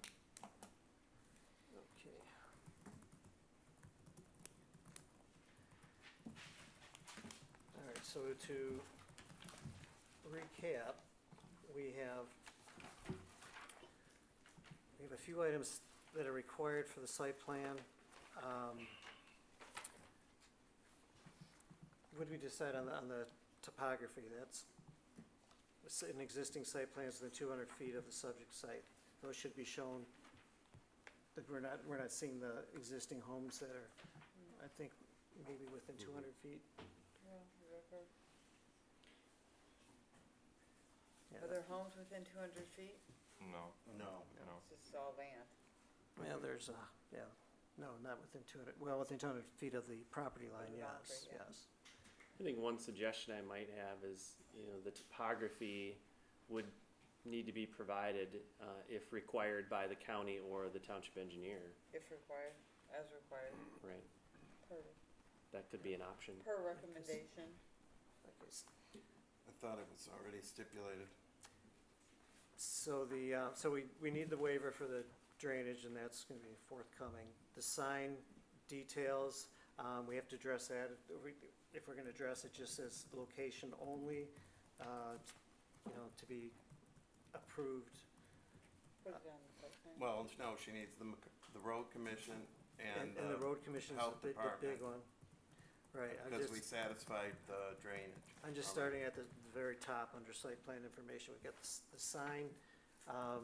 the location, it's shown on there, just not what type of sign. Now, there were two options we had there. We could do it contingent, or we could, have it as they gotta come in and get a permit. It should be Yeah. a permanent anyway. I'd like to make a Separate. motion to table until we have the site plan, a completed site plan, and we have, everything's addressed. Everything's addressed that the planner has provided for us, everything from the engineer, that's addressed, and I would like to see it come to us. We can look at it and say, yep, they're happy, we're happy, let's move it along. I was just trying to lay down the things that they need, but, we have a motion to table to address all the outstanding concerns, basically. The Yeah. road commission, the planner, the engineer, So can we just make sure we have a really detailed list of every single specification so we don't have to do Well, it before again? we go Do we forward, have a second? DJ, Do we I'll have a sec- second it. Okay, Yes. okay, so it's discussion, let's go ahead, Joe.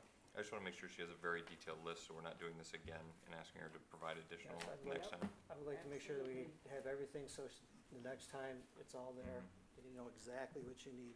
I think you've got a pretty good idea, but I just wanted to nail it down. Yeah, beforehand. yeah. Okay, so we're gonna go ahead and just, do we wanna nail down all right here, or, Please, so Yeah. that I Yeah. can. so Yep. it's Chris, it makes it easier Yeah. on Chris. Okay, so we have that motion to table, and we're gonna get the information he needs. All in favor of the table for, additional information, say aye. Aye. All opposed? Okay, unanimous. Okay, so, basically, this is, we wanna give her what she needs so that she can get this going. You probably would be better off doing the sign, get it all done right now if you can, but you will at some point have to, address that sign. The topography, we're saying that we can let that, see if it's required with the, depending what the engineer comes up with. The improvements within 200 feet of the subject site, that would just be basically the one house that I believe is sitting right in here.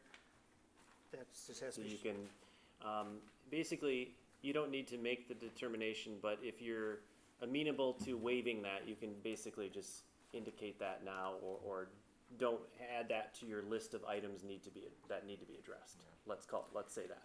So Okay. that would not be an item that needs to be addressed. Okay, I'd make a motion I agree with okay, that. so we're, I'm sorry, what was this? to waive the Existing- 200-foot. under site plan information, does she need to show the improvements within 200 feet of the subject site? It's not even close. So I'm hearing that, Yeah, I would waive it. Nothing that close, Joe and Joe. so we'll waive it. and we've already addressed the building elevations, we have the Also pictures. the fire department too. So did someone make a motion to waive that? We did. Joe and Joe? I'm sorry, I did not hear the motion. That's all right. Do you need to vote on that? Okay, well, if we, Yes. there's a motion, I'm sorry, I missed that, so, so your motion was to Waive the 200-foot. No. improvements? Improvements within 200 feet of the Joe, subject site. Any discussion on the motion? I think we could probably nail this down all in one motion, but let's go ahead and do that, so, any discussion? That's fine. All in favor, say aye. Aye. All opposed, motion carries. So we'll go waive that. So what is on here that we really have to have, Can we, you go through each one, the architectural, building elevations, is that we've needed? just said those are good. The type of surface material and design of all exterior surfaces. Now, that one's also, we're talking about the existing barns. Yeah. And we're talking about the space that's beyond anywhere that the proposed improvements are proposed. You So I were would mentioning- recommend that you allow that to be waived, Okay, such as the, grass and that kind of thing. okay. Everybody's good with that? Mhm. The floor plan, we've addressed that. Got the sign, so you'll take care of addressing the sign. The presence of wetlands or flood plains. That's gonna come in with this drainage, I mean, that would be, so that is something that's gonna be provided, is the waiver. Well, So the tent height just has to be mentioned on the site plan.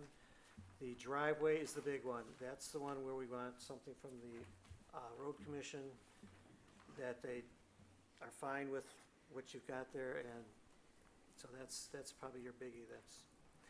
We've already waived the sidewalk is lack of connectivity and topography. The screening, we've addressed that, you're okay there. The lighting you have to address, you need the shielded lights. And the trash receptacle has to have the cement pad with the bollards on it and the PVC fencing. Called out on the plan. Yeah, that has to be called out on the plan. It's pretty much in the ordinance, right? Yes. Yeah, but we are waiving the masonry. Okay.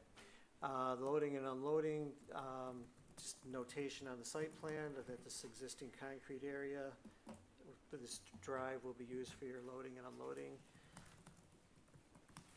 Did we cover everything, Adam? Well, it looks like that was all your, On that, but then we have the note from the fire department also that needs to be addressed. So I just wanna make sure everything is addressed, from the planner, there the are, engineer, the fire department, the road commission. the fire department has the no parking fire lane signs to be added. The third, I think, says all other aspects of the site plan appear to satisfy life safety concerns. This first bit about the 50-foot diameter fire apparatus, I'm not 100% sure I understand what point he's making here, but Adam, did you get a chance to read that fire department review? It's talking that, Yeah, so he's basically talking if a fire truck were to come around, they had to add the 50-foot diameter gravel fire department turnaround, so they don't have a dead end with the truck. They have to be able to make a round turn and then leave the site. so it appears to me the only issue he has is no Is the- parking fire lane signs. Yeah. Let's see, the only area of concern was ensuring there were no elevation changes at exit discharge, which could pose a trip hazard as last goes on. So, I mean, it's, just Right. make sure all of this is addressed, you know, that the fire. Well, I'm making the list, I just need to know what's on it. Do you have Yeah. that? I do have it, Have that? yeah. So if you just kind of follow with that and what the engineer has said and the suggestions from the planner and from the planning commission. I understand. That is what I'm doing, but I'm not necessarily going to interpret things properly by just reading what he's saying. Like Joe was just saying that I need, a circular round turn for the fire trucks that can't be a dead end. I would rather it not be me interpreting what they want than You should probably talk to the fire department to find I out that- have. Kevin and I Okay. have had a couple of meetings, and I have talked to Right. Kevin, so, Yeah. Which that's on the site plan, so obviously that has been taken care of already. Yeah. right. Yeah, just, make sure because he says that everything's, looks like it's safe, but then he talks about trip hazards and doors, so it'll, Right, maybe you could just clear Right. that up. But I was also told that that's all part of the engineering when we get to the building aspect, when it Okay. comes to egress and things of that sort that we address. So I was told that that's not part of this, that would be part of the engineering plan for adding an additional door on the north side of the barn, raising the concrete up so there's not a step down, and those kinds of things. So I don't know what to put on the plan, what not to put on the plan. I mean, I can't eliminate a trip hazard until I have the engineering plan done to show that the trip hazard's gonna be eliminated.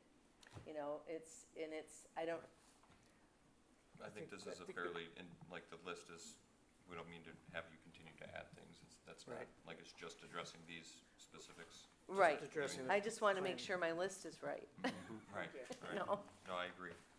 So you have all the planning issues. The engineering will be, you'll have to take care of that right. with the engineer when you, Right, I mean, that's a separate animal, right? This Yeah. is the site plan, that's the engineering and, firewalls, things like that. Typically, he would point it out if there was something of concern for you to address. So if it's not stated, Okay, unless we catch something else. yeah, Then well, you're like I said, the tripping hazard, the only thing I can think of with the tripping hazard that Kevin might be thinking of is the fact that stepping into the barn, you have to step up. But I can't correct that until I get the approval to put in that additional concrete along the north side that makes that all level. So I don't know how to put that on a site plan. They'll come in, engineering. Yeah. Chris, do you have the list of everything? I believe I do now. So do you wanna just, whip through them quick and make sure that, that way Okay, you- so, I'm just gonna go from the top to the bottom, what's been waived, that I, well, just basically what she has left to do. Is gonna, the topography, if required by the engineer. The signage details, information on the floodplains and wetlands from Eagle, and the, waiver for the site drainage. Adding the note on the, site plan for the maximum height of 35 feet on the tents. Driveway needs the road commission waiver. The lighting, Waiver for the pathway. waiver for the pathway. The screening is adequate. The lighting, needs to be addressed, shielded and pointed down. The trash needs to be on a cement pad, have PVC screening with bollards. And the loading, add a note to the site plan where loading and unloading will take place. that's all the ones that you've got. Adding on the this. no parking fire lane I signs. have that, but I need one clarification. You've got floodplain. I have written next to it the floodplain and the drainage thing. What do I need to do I just received tonight your clearance for both of those for things? the, yes. Okay, so You that, You gotta get that. I way- literally get that just from Joe. received it. okay, But she should receive that also from them, shouldn't she? No, well, So that would be Yes. provided at your next planning yes, commission it will meeting be when this is back provided to before you you. next time we go Yep. through Okay. engineering. but that doesn't go on the site plan. That's just like an addendum to the site plan with that waiver? Yeah, the waiver, if they've got a waiver, then you don't have to show it on the site Okay. plan, yeah. Clear as Okay. mud? Right. Okay, we do have a motion to table that for this additional information, so, hopefully this time, I think it's achievable that we'll have, Fingers crossed. yeah, Yeah. good luck, Thank you. thank you. Have a good night. Okay, I got a question about that. okay, question? Yeah, for her business and other businesses in the township that doesn't have site plan approval and it got tabled, can she continue business as, or what's the rule on that? That is a township board. Correct. It's not a planning commission issue. Yeah, Oh, that's the board's issue? yeah, we don't, we're not in any type of enforcement.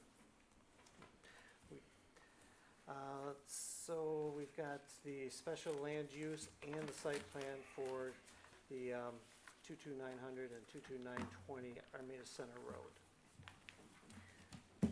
That is, my hand on that.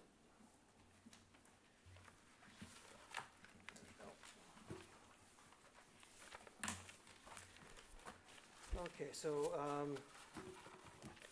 like I say, it's two separate things. We have the special land use, which, we have to go through our 8 standards yet.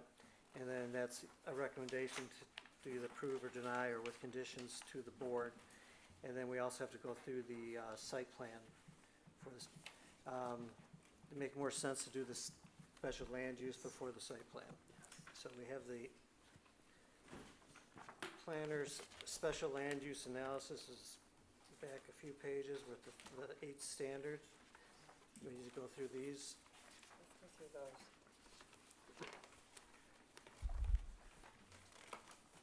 Let everybody catch up on their paperwork here. I'm gonna open this up again while we're, if that's okay.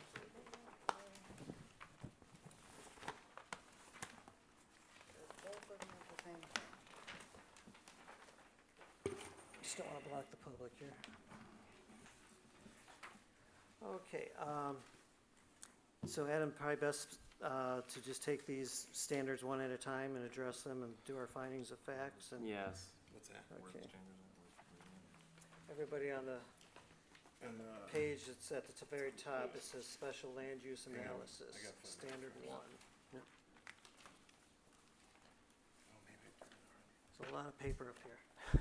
yeah. Okay,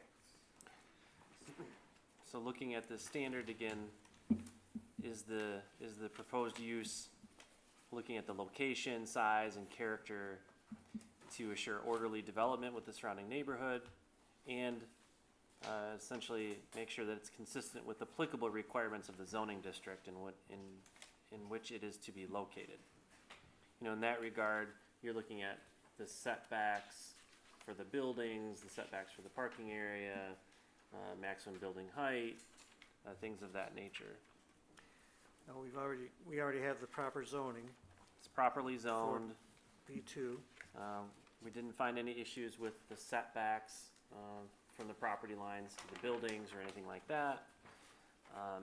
We know that the building height, they're low lying, very low lying, one-story buildings, but we weren't provided with elevation drawings or the actual specifications for the buildings.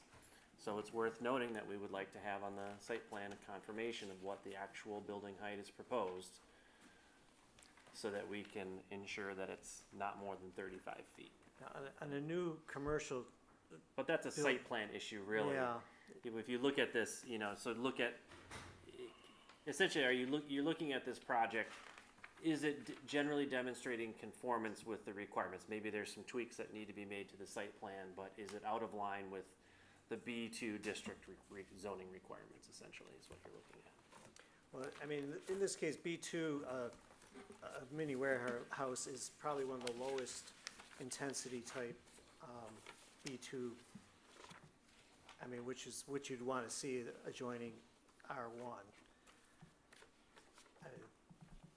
It's weird, I'm just, you know, it's a little, you know, some of the stuff falls under site plan, some of this is under special land use. I mean, the area is zoned in future land master plan as being a type of a mix and commercial area, so it seems like that is an orderly development of the surrounding vicinity. But, anybody, any questions or for the planner? Andrew, do you own any other, storage facilities? I guess, or in my limit. I'm just curious I know one of the main concerns was traffic volume. From my experience, driving by the storage facilities otherwhere, you know, in a township or Macomb Township, I almost never see anybody pulling into them. So I feel like that's probably the best type of business that you could put there, because if there was any other type of retail outlet, like you would see way higher traffic volumes, but because of it being storage, there's very, very low volume, is that correct? So, an average within a 24-hour period, it's 20 to 30 customers throughout the whole day. So, it is very low impact, yes, for traffic.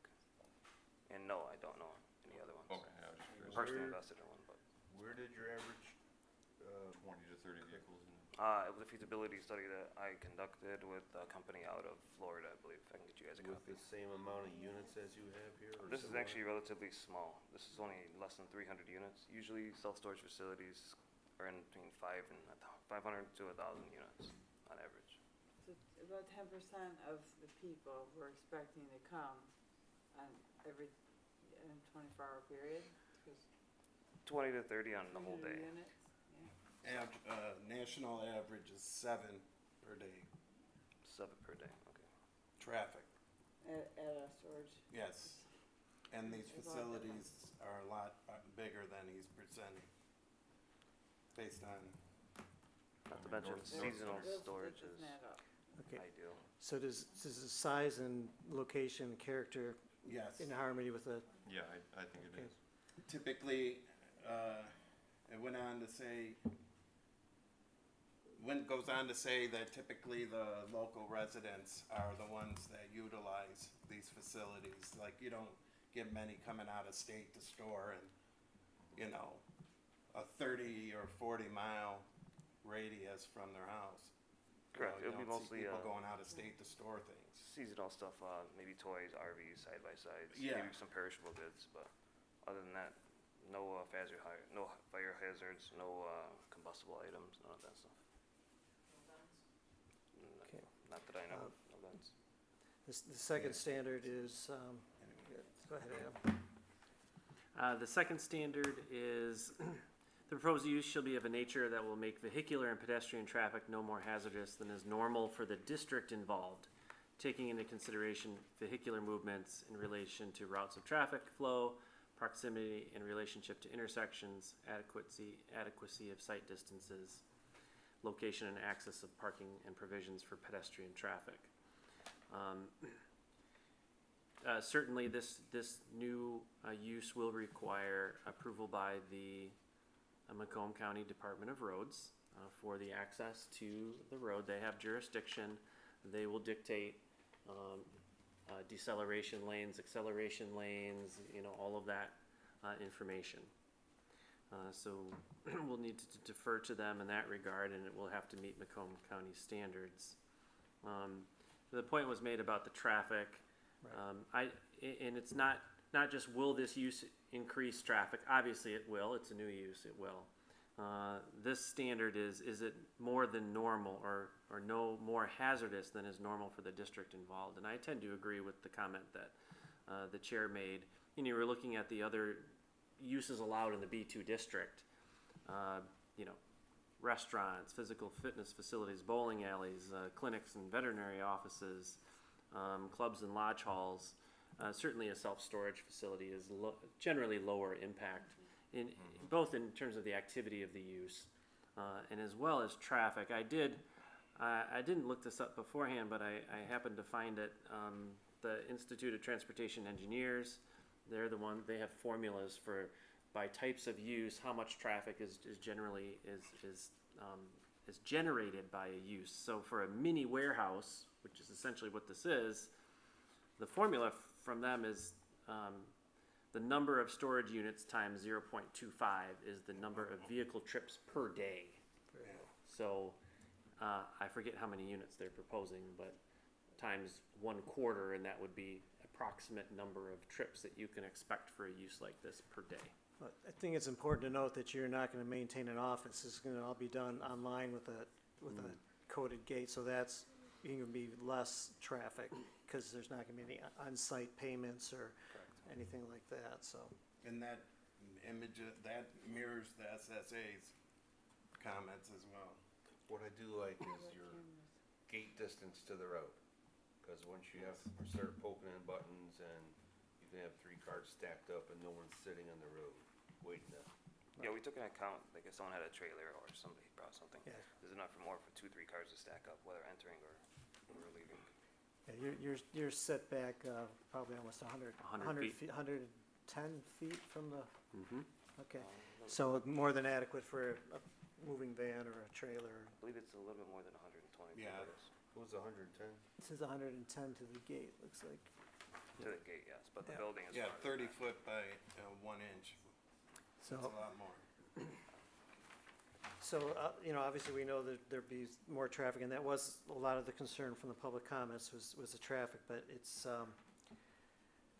this should not be a high traffic increase, but, we know the traffic's bad because I'm in it every morning, so that's usually not the prime time to go to these type of facilities. Be more of a, After work. after rush hour type of thing, would probably when these things are utilized more. So we're in agreement that standard 2 is met. Okay. Go ahead. Standard Alice. 3 is related to the potential impacts of this proposed use to adjacent properties, not wanting to eliminate any possible nuisances, specifically related to those by reason of dust, noise, fumes, vibrations, smoke, or lights. The lights. Lights would be important, but this, okay, so this does have units facing the outside of the property, so it will be important that lighting's addressed. This is not like some many storages where they have the masonry on the outside and the units are towards the inside, so you do have traffic around the outside of the building, so it will be important that this is designed properly. That's where we might get in some additional screening and things like that. So we're looking at, but these are all things that can be controlled by this type of use. I mean, it's gonna be mainly, noise and lighting, and like I say, if there's no power to the units or people aren't in there other than just loading and unloading, this isn't the type of, business that's gonna have smoke and vibration and dust, so, this standard looks like it could be met fairly easily. Everybody agreement on that, any discussion? Okay. The Standard four? standard for, so the location and height of buildings or structures, the location and height of walls, fences, and landscaping will not interfere with or discourage the appropriate development and use of adjacent land and buildings or unreasonably affect their value. We're gonna need elevations for that.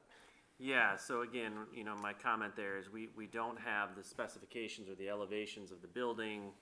We presume they're gonna be a low profile, but we just want that to be confirmed. And I think this does get into a little bit of, you know, this is meeting ordinance requirements, setbacks for the building and whatnot. Typically. The engineer will I'm sorry. That's more site plan though, isn't that? Yeah, and that's a detail that would be confirmed on the site plan. Okay, cause Yeah. we're just working on special land use Right. right now, right? Yep, Okay, yep. alright. Yep. So we're in agreement that can be met with the proper buildings and screening and fences, that this, will not, discourage the adjacent land uses or unreasonably affect their value. That's gonna be very subjective, obviously. very There's people that, Right. you know, subjective. It's Yeah. a residential community. right. This development will have to be, like I said, over and above to make sure adjacent to the residential that this is done properly. Andrew, off the wall, do you know what the height are? The Yeah, height is? 9 feet 4 inches There, would be the maximum elevation. I'm sorry, I missed that. 9'4", It'll be, I Height. just got it this morning, so, 9'4"? yes, thanks. The wall or the peak? the peak.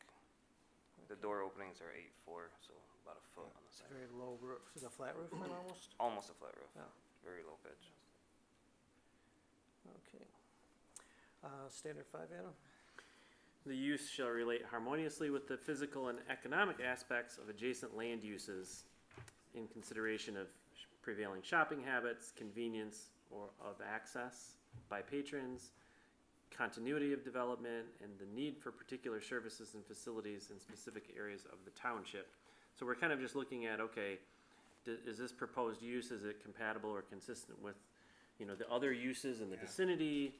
Is there a demonstrated need for this use at this location? Well, we do have the other storage facility in the township across the street, which I did check, and it's fairly full. So, I mean, across the street it's kind of harmonious with that, but, you know, obviously the residential surrounding it is where we're gonna hit our biggest contrast. But it's already rezoned, It is zoned. so. There's also residential directly to the north of the other storage facility as well. Mm-hmm. No, I thought that's commercial. Directly north is North Center. No, It's the probably- other storage facility in the area has residential to the north of I it. beg your pardon. So the standard is it shall relate harmonious with the physical and economic aspects. Any other discussion on standard 5? It's on our main corners of Armada Center and North Avenue with, like I say, it's got the car wash, the farm supplies across, Township Park, kind of kitty corner, and very close proximity to the village. I mean, and then, you know, it is kind of master planned, that's, you know, that we were gonna see some more development in that area, so, any concerns on standard 5? It looks like No. we're, Already zoned that. okay. So we're good on 5, 6, Sam? The proposed use is necessary for the public convenience at the proposed location. So this is speaking to demand for this particular use. I don't know that I saw in the packet any kind of evidence of the demand for this, or kind of an evaluation of whether these units would be able to be filled, or, so it's, maybe you can ask the applicant for some information in that regard. Feasibility study? Have you done any, Copy of it. any study as far as demand, or, I mean, obviously you're not gonna wanna build something that's not gonna be Yeah, feasible. obviously. The whole point is to see what the lease-up period would be. So initially, we wanted to do like a phase one, phase two. Phase one would be the two north buildings where the house currently sits. And then within a few months, we'll see how they lease up, then we'll start construction on the second phase. And if you never fully lease the first two buildings, is phase two just off the table, or just on the back burner for? Yes. Have we done a survey of how local storage units? I mean, there's even a lot of barns, people rent out space in their barns, there's a lot of storage in this area. With Armada Township, I believe the feasibility study stated that there was a medium to high demand going on future growth of population. Saying we got a lot of junk. Seems like people have a lot of land out here. I mean, this isn't warm or. But what we offer is gonna The be, density is much, exactly, so what we're offering is more or less like security, lighting, fencing. You can access it, it's 24 hours if needed. We can also regulate timing. It's all done by your phone, so either way, I mean, it's pretty flexible on the business side of it. Okay, so are we basically, we're gonna need some type of, we're gonna limit between. Well, this some is, kind of evidence from? you know, this is up to We don't you. want It, people in there. the standard doesn't ask that they have to provide evidence, but I would think, providing evidence to you is appropriate.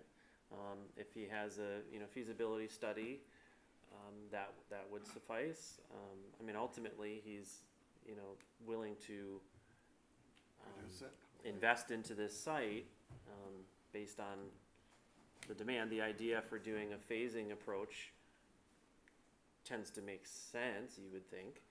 But we don't want them to put up a bunch of buildings just to Right. fail. Right. And really, we don't want that. You just need to be satisfied that this proposed use is necessary at this proposed location and would serve public convenience. It is nice that this can be phased quite so easily because of the way the parcels are. Right. Are laid out. Yeah. So do we wanna see just a feasibility study that he's done to show that there is a need? I mean, it's one of the, Would it be a hardship to get us one? I do, Let's have it. Send it to her in 2 minutes. Thank you.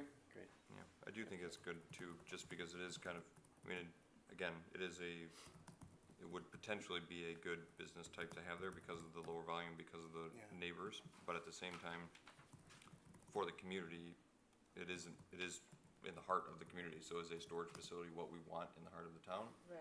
It is low volume, low traffic, which is nice for the neighbors, but at the same time, long-term, 15 years from now, is that the best suit for that location? I don't think it brings character to the area. I don't think it's aligned with our desire for character, for rural character of the community. What would you propose to go in there then, next to the car wash? Well, I Like, don't. Any That's idea? not- I mean, I'm just, I'm I'm the so- planning I mean, commission, what- not the businesses, so that's. No, not I my- know. What other businesses are fall within B2, right? If you had a restaurant, you know, say, Right. say you It's have a a, list of other businesses So, that fall within what other it, too. businesses so you fall? think one of those would, I'm I think not, it would add more character, yes, to bring in community, not just empty buildings storing people's stuff. And even if it were a shop, a retail shop, or a community but it type would of bring in shop, more like traffic we have too. down behind. Right, and that's what right? I'm, So yeah. that's- Behind, it would be more traffic, yeah, but it would be community, not just storage facility. And the residents may not like more people, but But- it would just be more in alignment with the spirit of our development. okay. And of course, just because it's B2, it doesn't have to be B2, it can be B1 or any of the business uses available. Well, it is one of the lowest impacts too. I mean, he is screening it. And it's not gonna, and I like the fact that he's not putting them both up, both phases right away. That is It's great. contingent, so I'm all for that in that perspective. Okay, so little mixed on 6. Okay. Let's go to 7 and see. 7, the proposed use is so designed, located, and planned and to be operated that the public health, safety, and welfare will be protected. The same comment about, character and suitability is, this public health, safety, and welfare is pretty broad. Right, most of these are really broad and subjective. Right. Okay, so your findings were that additional details need to be provided. The site plan shows self-storage facility that appears to meet the zoning ordinance requirements. Yeah, ultimately, the zoning ordinance is the tool that you have to make sure that developments meet public health, safety, and welfare. So in that regard, it is worth noting that although there is some fine tuning that needs to be made on the site plan, the buildings are located, the parking areas are located, the setbacks are met. So you have a site, it's, that it appears to be able to demonstrate compliance with ordinance requirements, which is ultimately Right, and if. how you ensure public health, safety, and And welfare. if I someone, would disagree though, because the 24-hour operation of a facility where we have neighborhoods and homes, that's not far from my home.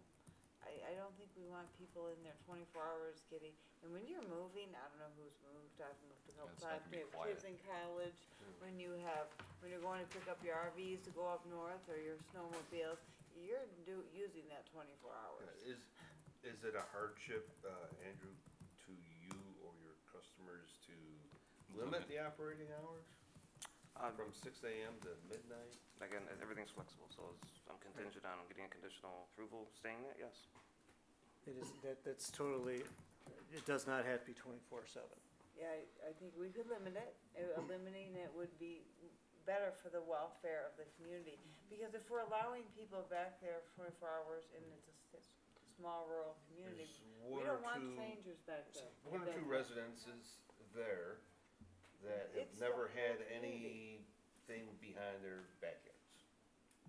But now there is, and say you But got we're introducing an 3 in the element. morning, car door slamming, people talking. Right. Yeah. Well, we're also introducing an element for public to come enter in a closed community in Armada Village area. We shouldn't have public entering in the pockets behind our yards. There is kids. Right, so, I don't think it's so in it the has- best interest. it has to be designed, limited in hours, it's fenced, so obviously it will be secured from people going onto the residential property, so but it appears that it is designed according to the ordinance, and that it can meet all the zoning ordinance requirements if it's done, like say with the limited hours and the screening and the fencing, and so in this case, It can be done that way. the planner comments said, if you're able to meet all the zoning ordinance requirements, basically you're allowed to develop according to the zoning ordinance, is that correct, Ed? Legally. That's correct. Yep. But the standard includes health, safety, and welfare, and you can look beyond just the minimum Minimum. zoning requirements. Okay. I would maybe suggest, the applicant, if it wasn't a 24-hour facility, what would a ideal hours of operation be for a facility? I just wonder, that might be an interesting question to ask the applicant. I thought that was already asked. Well, No. No, the hours, I mean, if it was 7 o'clock till 10 o'clock at night, 7 AM to 10 PM, is that reasonable? I mean, That's kind of what I'm wondering. I don't Yeah. operate one of these facilities, so I'm not Would sure. that work? there's, you can limit, like any other, like we allow people to have things go to 11 o'clock. It'd be similar to any other business where you don't want noise after 11 o'clock, and, so. Yeah, there was 4 or 5 units, 30 foot deep. I mean, who's to say that a landscaper wants to go get his trailer and his mowers at 6 AM? That's really reasonable. But wouldn't But that be does it considered need to be operating a You don't like business the or a size. facility? yeah, that wouldn't be allowed anyways. Right, yeah, you wouldn't be able to do that. Our Well, you're not making pies in the storage unit. You're storing Yeah, but you can't store your lawn, you're operating a Right. business out of it, so you can't Right. pick up and drop off your lawnmower every day because that's used for your business. It's, I'm Monday, need to put my snowmobile in there, and I need to go get it because I'm going up north for the weekend kind of thing. I mean, that's, okay. I'll bet you there are storage places that do allow that, that's all, that's. Right, why I mean, I'm sorry, Yeah, Right, so, but those are things that we can impose conditions as far Yes. as the no businesses. And Yes. that is one of the conditions on our ordinance. that Yes, not so to we run would business. require that. That was discussed earlier about making sure that the site plan acknowledges and confirms that they will not allow their tenants or renters Outside. to operate a business. Okay. We'll move on to standard 8, we good with 7? Yes. Okay. So this is also detrimental or injurious to the neighborhood within which the proposed use is located.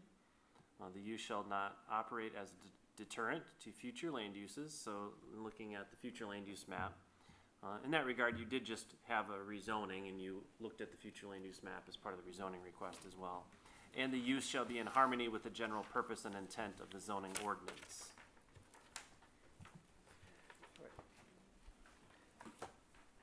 Well, like I say, our future land use map does show that area as a flexible development and commercial area, so I mean, it is in line with our master plan, our 2024 brand-new master plan. Any questions, comments on standard 8? Can we list the other things it can be? Like, Yeah. we The were other- the other asking what bus- other Within the types of B2 district? businesses in the- We're going to B2. Yes. Yes, let's just talk about those for a minute. Probably faster on the computer than Yeah. turning the Yeah. page. So Turn the pages. the B2 district would allow any permitted use in the B1 district. And so that we're talking about retail, personal service, professional and business The offices, dentist office. churches, nursery schools, private clubs. Okay, and then additionally, the B2 would allow bowling alleys, clinics, veterinary facilities, restaurants, funeral homes, public buildings, self-service, self-service laundry and dry cleaning, private clubs or lodge halls. And then we have special land uses in the B2 district. Do you want me to stay at the permitted use? This is a special land use, yeah, Yeah. This is a special land use in B2. And this is a special land use in the I think the permitted land B2. uses in the B2 district will build community, and I don't know if the residents would like to have a daycare center next to I their guess I have homes, a but question. I think those would be better use than this warehouse type use. If you're proposing 2 phases of this project, Mhm. because you already own the car wash, if, like, phase 1, you're proposing to put it at the road, which is then, obviously more visible for just traffic closer to the residents, is it reasonable to say that if you entered through your existing property and put phase 1 behind it, then it's a lot less, like, if it succeeds, then you could obviously, Redesign it? I'm just, So If- traffic flow might be the issue. During the winter time, when it is the busiest Okay. time of the year for the car wash, what's to say that there might be a traffic backup, somebody wants to get in. And it's possible, but I initially had thought that, but then when the house came up for sale, right. it was kind of hitting. Because if it succeeded, then great, you could just add on, but then if it didn't, you would still have, like, you're not, because right now you're locking this in. If it didn't, what are you gonna do if plan B doesn't work, then you have a big old chunk of property back here you can't Exactly. do a tremendous amount with, so if you made that phase 1, obviously it would give the community time to,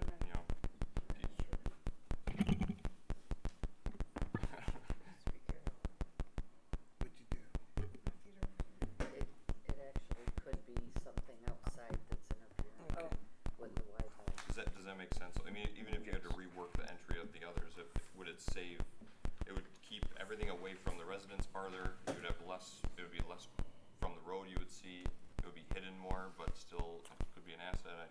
It wouldn't take away from the character as much possibly. Just a thought, But said the it's fine. structure, but the problem you're gonna have is it's not gonna have right? enough room to get through it. Yeah, and that's what I'm saying, yeah, you might. Look at here. you're at, what, 30 foot? Yeah, That's gonna be a tough turn. yeah. That's why I'm Yeah, and like I said, might not not work. speaking for him, It was just a thought of trying to make it, user friendly. yeah, an easier go. No, I thought about it too. Obviously, he wants to utilize the property that he bought to, make the best development that he can here for, There's also other things that aren't depicted on this. For instance, there's vacuums, is that correct, up front? this is, yeah, but this is, Yeah, they're up there. this is not, On that, not showing the Yeah, it car would- wash. it This was is not just, what I'm, Yeah, yeah, it's all on there. it's on here, the building. Yeah, it doesn't give you very much room. I mean, you know, Yeah, it's a tight, okay, so, very. back to standard 8. This proposed use shall not be detrimental, injurious to the neighborhood, and shall be in harmony with the general use and intent of the zoning ordinance. So, I don't think that it qualifies for that one. I don't think it's in harmony with the general intent of the zoning ordinance, because it's. I can't hear you. Oh, I'm sorry, I'll speak into my mic, yes, thank you. I don't think that this proposed use is in alignment with the character of the neighborhood and the, what was the last thing it was requiring there? it says the proposed use shall not be detrimental, injurious to the neighborhood within which it's located, nor shall such use operate as a detriment to future land uses permitted within said zoning district, and shall be in harmony with the general purpose and intent of the zoning ordinance. I don't think it's in harmony with the general purpose intent of the immediate vicinity. I think this is a residential community, and we're building community within our township, putting up warehouses that store people's belongings, and people can enter from the public at random times. I don't think that's in harmony with the community we're trying to develop here. We just did the master plan, and I don't think it's in harmony with that. I don't think it agrees with that, especially land use. Okay, we'll just read the, you want to read the findings of your findings of facts on that standard? So, I kind of looked back at the future land use plan. So what does the future land use plan say? And I think this was mentioned. The easternmost parcel, the western parcel was designated on the future land use plan for flexible development. The eastern parcel is designated on the future land use map for commercial. And then with regard to the zoning ordinance, does it meet the intent and purposes of the zoning ordinance? Again, details need to be worked out for the site plan, but it does appear able to meet zoning ordinance requirements in terms of setbacks and height and parking and things. Any other questions or comments on standard 8? Township character is not in that. What's that? Okay, Township character is not Oh. the concern. I think that, I mean, if it meets all the setbacks, then. yeah, looking at, your comments about the character, I mean, that's your comment about standard 8. That is my Right. comment, that is my Yep. comment about standard 8, yes. okay. So, in order for us, we have to make a decision if we, our options are to recommend this to the board, or recommend it with, with conditions, or if they feel that something needs to be addressed for them to approve it, or just to say we don't recommend this use at this location at this time. Those are That's basically correct. Yep, your 3 options. three. Okay. And Or I should say a 4th one is if you need additional information Okay. in order to justify any of these standards, or to be able to have a Right, better understanding of these standards. because he's gonna get the study. He did say that he He would would provide be the on- feasibility study, so that would speak specifically to Yes. standard 6. So DJ, could you say, in order to keep the character of the town, could you do like different stipulations on the building materials? Would you go to that fits the character better, a board and batten, like the way it's presented, not just a steel metal basic building? he has to have face brick, it has to be Okay. masonry on the front that faces the road. So so yeah, there's several things that he will have to do. Okay. Do we feel that there's enough here that we need more information? I would like to know more about we didn't get to the site plan engineering, but it sounds like the water flow is extremely relevant. And, Right. and there's not that much detail on that. No, I don't, the site plan's not ready for prime time. I think mostly. We're not to, doing that. to the point though, I will say that a couple of the standards, standard 1 and standard 8, you know, I've indicated it, and I believe that this site appears able to meet zoning ordinance requirements, but I think one of, you know, the wild card in there, probably in the site plan comments, and the engineer pointed it out as well, is the drainage and the stormwater. So in that regard, I mean, it's possible that they'd have to reduce one building in order to put a stormwater if it's required. So in that sense, I think that's maybe additional rationale for Not recommended at this time. not recommend, or at least asking for additional information. For example, you know, asking for them to also update the site plan, which we know has some deficiencies, or at least some question marks, before you'd feel comfortable saying that, yes, this does for sure meet zoning ordinance requirements. So that's maybe, Right, 'cause if that's kind of what you're it's- leaning toward, I think that's a It's the cart before reason. the horse, you Yeah. know, the site plan versus the Right. special land use, and I know there's a Yeah. lot of questions on the site plan, so. Yeah. You certainly can make a motion or recommendation on the special land use first, and then the site plan later. But the site plan does inform the special land use.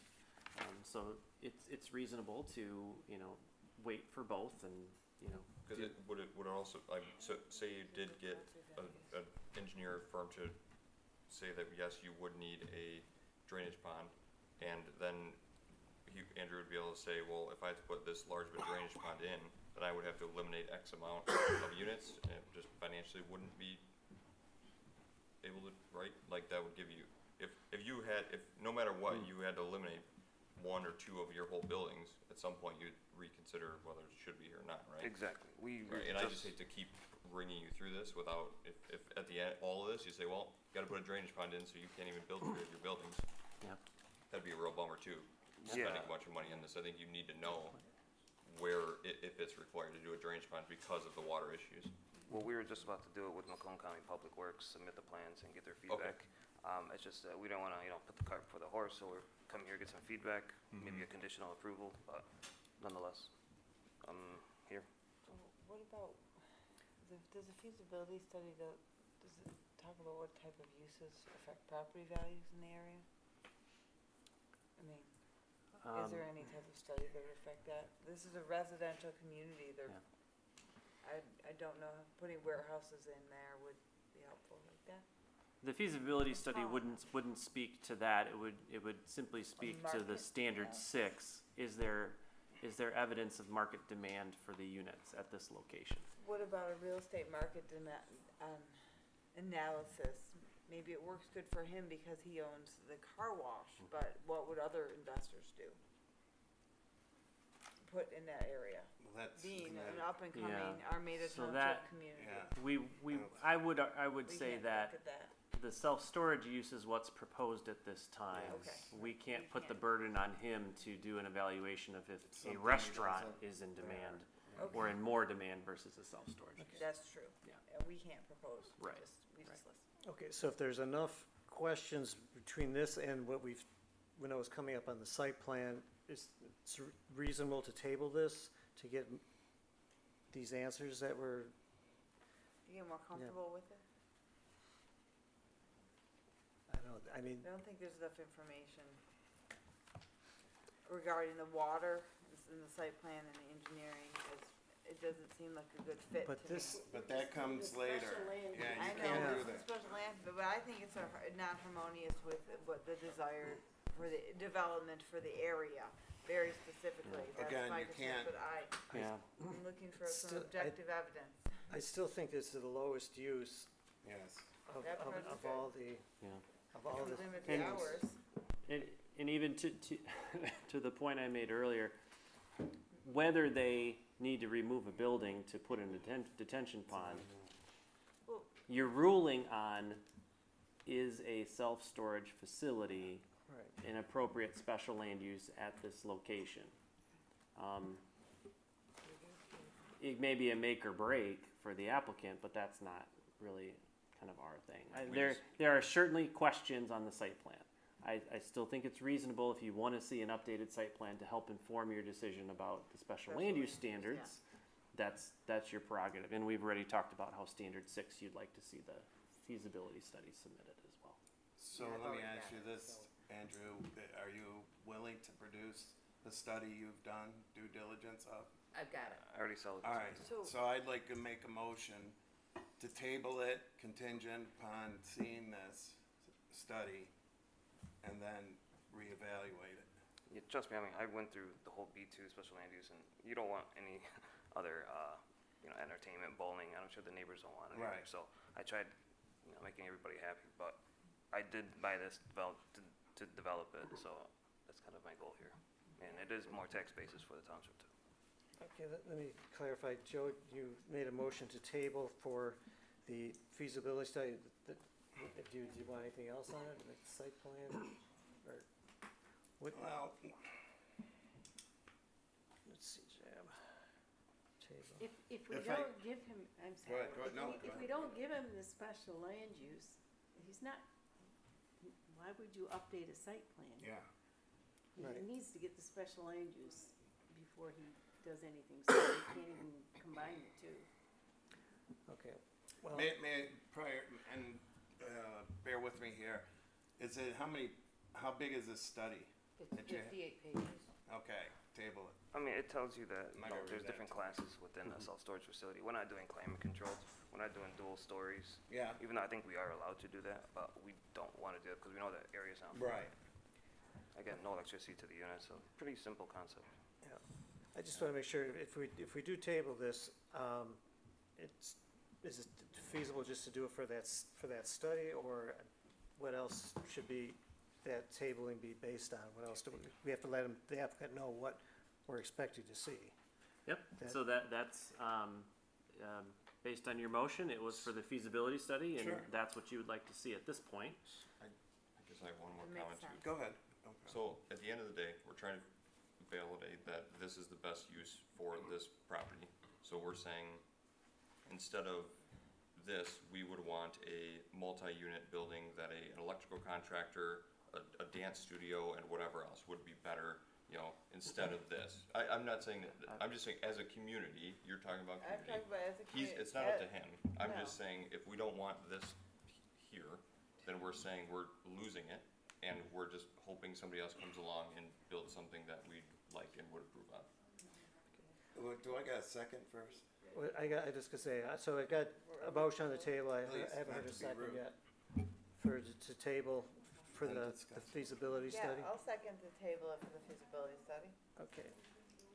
Maureen, Want to okay, discuss? so continuing the discussion, is there any discussion of what we're looking for? We're gonna table the special land use for the feasibility study, which evidently we have now, we just have to go through.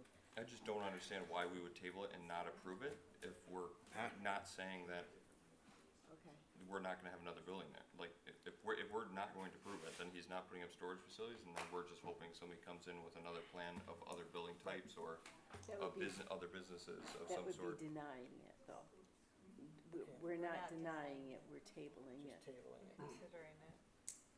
and it would come to next month and we would have the feasibility study before us, because that's what we requested. It is, But the feasibility, may I say, it is low impact, and I think the neighbors do like that, and they appreciate that. It's low impact. If done right, they should never know it's there. But we're building the whole community as the planning commission. that's what Low and that's what I'm impact saying. it's consideration, but it's not the only consideration. We wanna build the community. So if a dance studio or a daycare center or some type of restaurant, I don't know because I'm not on that side, I'm on this side of the table, they have to propose it. If building a church there and growing the community in that space is better for the community, that's why I And say that's harmonious. my argument is, if we're tabling this just for a feasibility study, he did the feasibility study. He We thought it was agreed. feasible to do it. It's his business. He's spending the money, what do we have to do with the feasibility study? He says it's worth doing. So all we're doing is saying, It's on him It's one of our, either. it's one of our standards that Before we, it's- so it we could meets- approve it. it says the So proposed we use is have it. necessary for public convenience at this proposed location. Besides that, it'll answer any questions. Yeah. The study will show, you know, the need for it, or the lack of. We can't approve And, an empty and building. when you guys put it in perspective, you're looking at 7, you know, visitors in a 24-hour period. It's so finite. It's, you know, and based on what I just read, the operating hours are typically 6 a.m. to 10 p.m. on multiple storage units or less. So, you know, I think that would be a good tool for us to look at, that study, and be done with it. Okay. Any other discussion on the motion to table for the feasibility study? Seeing none, all in favor say aye. Aye. All opposed? Carried. Okay, so motion passes, so table that for the feasibility study. So then I will make a motion then also to table the site plan Thank you. at this time. I'll second Because that there's no motion. reason to No review reason to it. go over that. We don't have, Out of curiosity, if I didn't have a feasibility study done, what would have happened today? If we would've had it before, we could've reviewed it. Gotcha. But again, I'm taking the risk, not you, so there you go. Thank you. Okay, thank you. Well, so we have a motion to table the site plan. Okay, Beth and Maureen, did you second that? Did I? I may have, yes. Yes, you did. Jen, okay. To table the site plan. Any discussion on the motion to table the site plan? All in favor say aye. Aye. All opposed, motion carries. Okay. 9:39. Okay, so the last thing we have on our agenda is the update to our ag and SAA zoning districts. And homework was to decide what we're looking for in the township from these ordinances. Put all this junk away. Okay.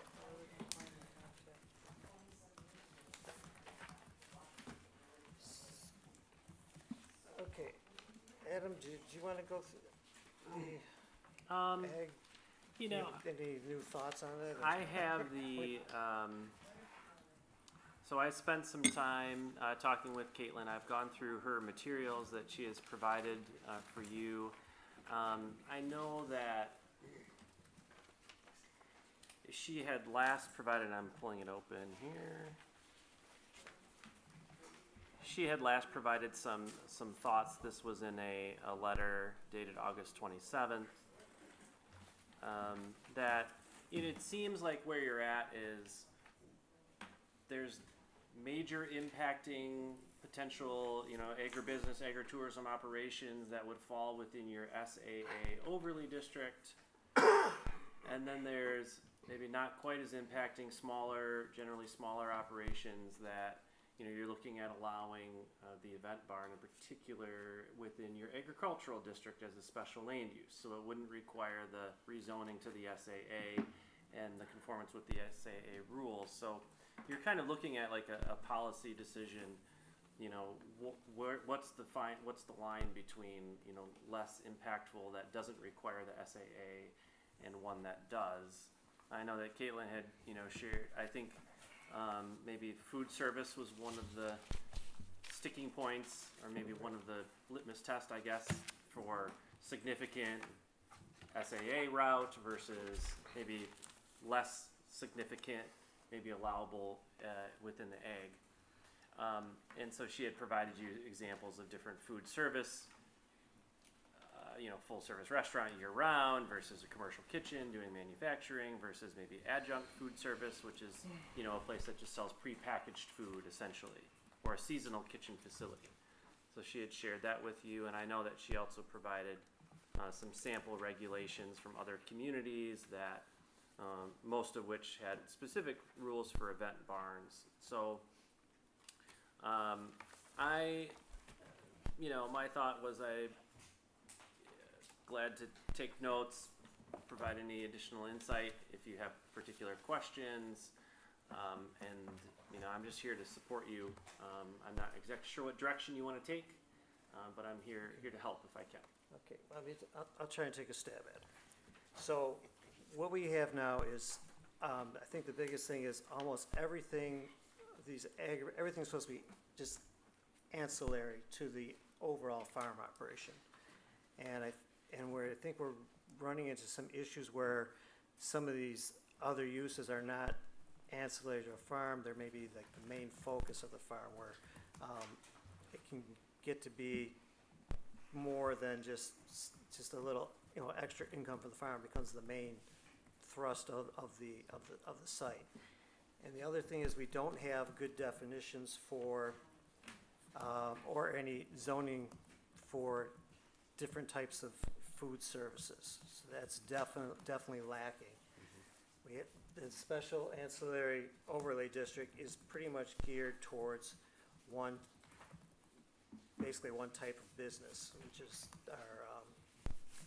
our distilling, and they work fine for that, but they're not working well for somebody that's in between our agribusiness and then making the leap up to that SAA district. We need some things in between those two. The agribusiness worked very well. We did that in 2004. I found the original notes, and it's seasonal. So I think we have to make the decision: do we want to stay seasonal with these ag type businesses, or do we want to have a vehicle for year round? So I think that's our first decision we have to make, so we know where we're going to go with the ordinance. I mean, right now everything's like just farm products. You know, you're using your stuff and it's seasonal. Do we want to see something in between that? You know, that gives you a little more to do, or keep everything's ag? I think a thought that I have is small farms are very hard to, if we want to continue to enable small farms in our area, then we have to give them an avenue to generate more revenue. Farming cash crops or vegetables, you have to have just sheer space in order to grow them, and to make it financially stable. Where if we want to have a smaller farm that doesn't have sheer acreage to generate revenue from soybeans or corn or wheat, then you have to give them an ability to actually continue the farm, which would be an ancillary type of product, or whatever they may be selling. So if you want to say, like, if having 12 cattle doesn't pay the bills, like, you can't have a small farm and not have an ancillary type of product to sell to generate the revenue to just keep the farm operation going. You're going to lose the small farms operations if you don't allow them to sell other products that support the farm. You're saying expand the products available for the local Or give them the ability to sell products. Make it ag though, make it Yeah. ag related Well, and it's still, support related. yes, it's still going to be in that general ag division. It's just, they're not gonna start selling, stuffed animals and toys and But they have accessories, a community, supporting a community Yeah. operation Yeah. within the same. So I think the thing to That's good. keep in mind related to your question is we're trying to figure out, okay, what may be allowed within the agricultural district versus what needs to go through the SAA overlay rezoning process. And so I think DJ's question here was, what is one differentiator the time frame or the length of the operation? Like, if it's seasonal, can we agree that yes, that may be within the ag, but if it's year round, that maybe triggers SAA. Is that what you were saying, Or- DJ? Is that one consideration? Yeah, and I think the big one, it's kitchens and it's event barns. I think that event barns, we know how many barns are in the township. There's a lot of barns.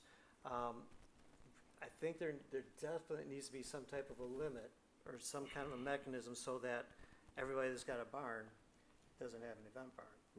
There has to be, we have to decide how many of these event barns the township can support. I feel like the SAA should be triggered when you have a commercial kitchen and you are also providing food for people who are sitting down within the facility.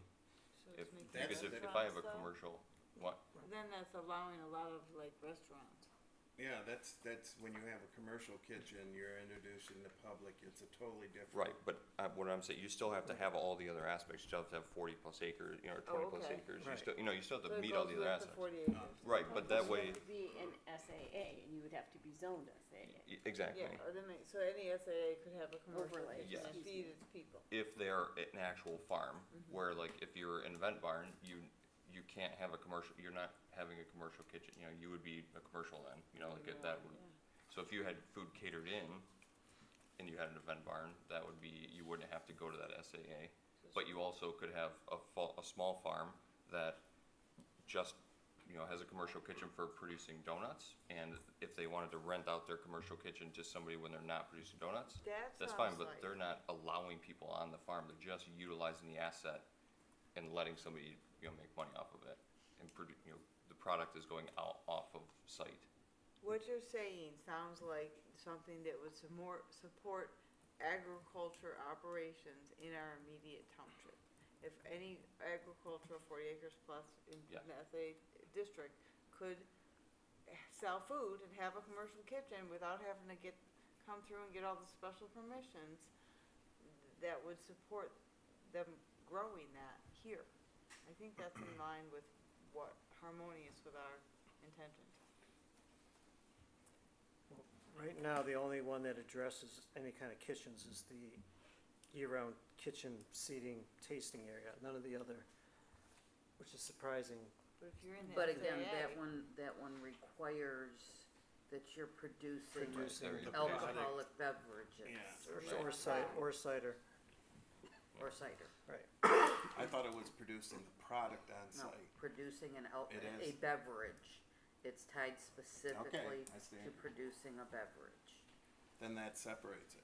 I guess I just don't understand, I just don't think it's right that you have to produce a beverage or alcoholic beverage Can't in make order to have blueberry people muffins? in and have muffins or donuts or something you're producing just come and sit inside. That's where I feel like we're limiting. Then you have a 8-month seasonal kitchen under agribusiness. it seems like that's what we want here, to have farms that have specialty foods that they're able to just make without having to come in and have a huge site plan and a whole approval Right. process. But now, an event barn is basically a banquet hall. If it's year-round, it becomes not so much an ag as it becomes a commercial Or a venture. restaurant, but we said it's 8 months limited, right, for SAA? No, No, for the agribusiness, it is No. 8 months. Yeah. Great, okay. So that would have to stay agribusiness then, because it would not be year For round. a banquet barn, as you said, with our ordinances, they do have to, we have that the percentage, like Trillium, how they're doing honey and they're doing Flowers. flowers. So, I mean, that's what, the way I understand our ordinance, so any other banquet or event barn would have to do the same, also would have to continue farming. But if they're already actively farming, they can sell their food through a commercial kitchen, that's what Joe's proposing. We don't address event barns other than, we have that leeway. Yeah, I don't think Similar event barn use. should fall under, if they wanna have an event barn, I don't think it should be under agribusiness. It's not, it's just It's a not, more like, intense, we yeah, agree trying it's a to, more intense use. trying to say that you're gonna sell your wildflowers for the wedding and provide the honey. I don't know how many wildflowers and honey you're gonna get at a wedding, right? Like you're bringing in those from boutiques, you're bringing those in, I just think it's a way, it's dangerous, because anybody could come in and say, I'm growing flowers, or I grew pumpkins, so now I can have this event venue, when they're really not farmers. Like, you're not protecting the actual true farmers that are in the community already. So then, do you wanna get rid of event barns then? No, I think the event barn should just stand on its own. But Kinda like farmers what you were just saying. Like a But- special, allowed But how commercial many kitchens. event barns would we end up having that didn't have to farm? Like, you look at all the barns in the township and all of a sudden they're gonna quit farming because they can make more money renting out their barns. And Like, so I think we're it'll be not That one, naturally that one, I mean, go limited down the to road. barns that naturally are attractive. Or have a To be- historical But value. that's in the beauty's in the eyes of the Just beholder, saying you that- can't Well- do that. You can always make a barn look attractive. I mean, it opens the gate, but, So we're in agreement that there needs to be some kind of mechanism to limit event bars. They should probably be special land use. Yes, a hundred It percent. should not be any type of a permitted use. I think that's where it would, TJ, that's where okay. you would, You got some, I know there's a barn guy back there. So, we built Youngbloods down in Ray Township. Yep. At their vineyard, we did their event building. It's 80 by 200. The whole property is all vineyard. It's been there for, I think since Dave was a child. And they grow grapes for wine. The building is that one complete building. They have, half is agricultural, where they're actually ag exempt. They do all their produce. They, crush the grapes. They do everything inside there to distill it. And they walk right through a fire, rated door, that they have the event, building that's rated for 199 people. And we had that zoned, they have a full kitchen, and that's zoned, commercial. So they had everything on their property, they produce their grapes there, and they, do the process, as well as they also hold events on that property, all under ag. The original property is still ag. That is the perfect situation. That's the way this ordinance is geared. Is, you got an ag product, it's done, it's something you're growing, that is the perfect solution. But what we're getting is requests where maybe it's not, you're not growing the product on the farm and you're just holding events. So I think that's where we're having trouble with the zoning yeah. ordinance. The SAA district is exactly what that is Yeah, meant to that's do. perfect. Like, that's perfect. But if, Except that the ordinance is not written correctly Mhm. in order to allow you to do that unless you're producing a specific beverage. right, What if you wanna produce like pies, blueberry muffins, things That- that that's have the- grown out of our community? So that's all I'm Donuts. asking is, can we get something that, that expands that that scope, product? yeah, the scope of product needs to be expanded. For the SA. So that when So- somebody comes in and asks me, I don't have to, well, you gotta either make cider or alcohol. So, and they get the commercial So kitchen we would stuff amend through this. our overlay district. Or keep it right out of the overlay district for kitchens and things. It could be, that's what we need, we don't have a different thing other than this one that was very specific for like the Right. Youngbloods or the Hart cider or any cider mill. So So why wouldn't we change the one that we have, rather than make another one? Mm-hmm. well, this one is set to do a serving food kitchen. I think we're just looking to get something in the middle. That's not, you're saying it's ag-related event bar, where you're growing something or not growing something that's related to the event. Even if you're not growing, yeah, Joe was saying, related to the ag, supporting the ag community. So, for example, in our township, if I have a farm and I have a barn that is on my property and I don't use it all the time or it's not completely filled, I can rent out a portion of that barn for storage for somebody's RV, for their whatever, right? Right. So even though that money that I'm collecting from the rent of that storage area is funding my farm, my livelihood, my living, right? If I have a commercial kitchen in my building that I don't use 24/7, how is it any different if I let a mom who makes sugar cookies come in and use my commercial kitchen to then take her cookies and sell them to the community? How is that not the same thing as adding value to my operation, just using a different tool? It's not a barn, it's a kitchen, right? So like that's my, I don't think that, it doesn't have to be SAA if it doesn't serve food. I think it should be SAA or eligible for that if they serve a pie, a sandwich they make, whatever that facility or whatever that farm falls into making. But I don't think we should then limit the use of commercial kitchens or whatever for anybody to just use as supplemental income, like it's still providing value to the farm. Okay, so, I think we're getting off base in, your opinion, Adam, because based on what's saying here, a sensitive overlay, or a sensitive area overlay is the definition of it technically, and it's supposed to have an extra layer of requirements to make it harder to establish that, to get it. And that's the reason why we put that in place back in '04, is to make sure we don't just have a free-for-all, I'm dry mouth, free-for-all to have that. And that's, you know, I get your point, you guys, I don't mean it that way, but we gotta stick to what we instilled. You know, you know, if that's the case, then let's set up something different. Well, what would be a free-for-all, or in the SAA? Because you're gonna get a free-for-all, people like we're having now to try getting into the SAA. What do they wanna do? These people Get that approval. want to We be got on the Miller, board. we got, Right, but all they're trying to do Bill, is serve what's wrong food. with what they're trying to I- do? Serve food, make food? They have, all the health department have is, a they're following all the rural farm. regulations. because like when you introduce the food service, then that takes you into a food handler's a license, or if That's you're for the introduced, county. and you have to produce That's the not wait a minute, let me finish, you have to finish the product, you have to have the product produced on the property. Of 51%, I believe, that's what we For wrote. the SAA district. Is that what it was? So that's where I guess our mindset was back then, and that was the direction we got. Does that sound right, DJ?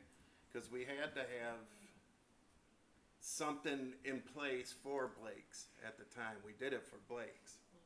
What about for everybody else? Right, so Well, now, because when they is, were a So what special, about the and people on whoever met that criteria. So could I ask a question just to clarify? Yes. To your comment about, you know, renting it out and having somebody Yeah. produce food, Mhm. bake cookies and sell cookies out of that location in a barn on a farm. Is the 51% limitation embedded into that? Or is it anyone I can don't- come irregardless of where the food is produced? I don't think, like, the 51, That's what our ordinance says. That was a I know. crop, right?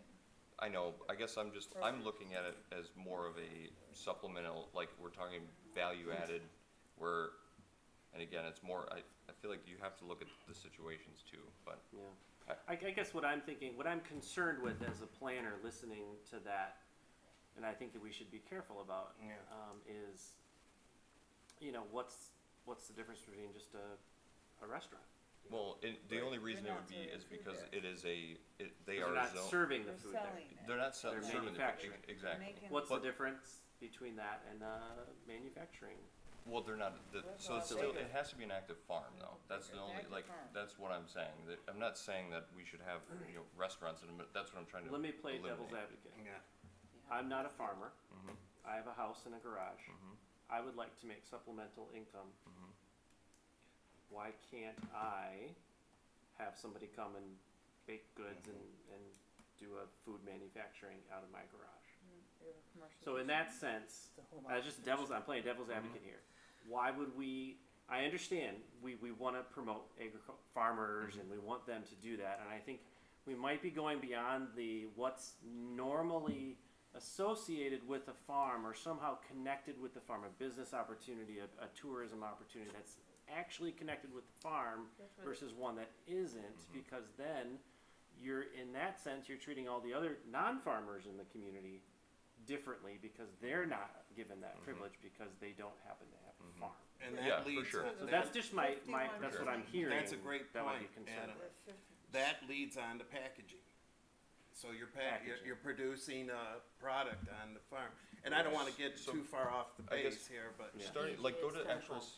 scenario, like you have Miller's. Miller, the reason they came in for the SAA overlay is because they wanted to be able to serve hot dogs at their facility year-round. So, they don't, you know, they don't make the hot dogs, they don't make the buns, but they should be able to still serve them.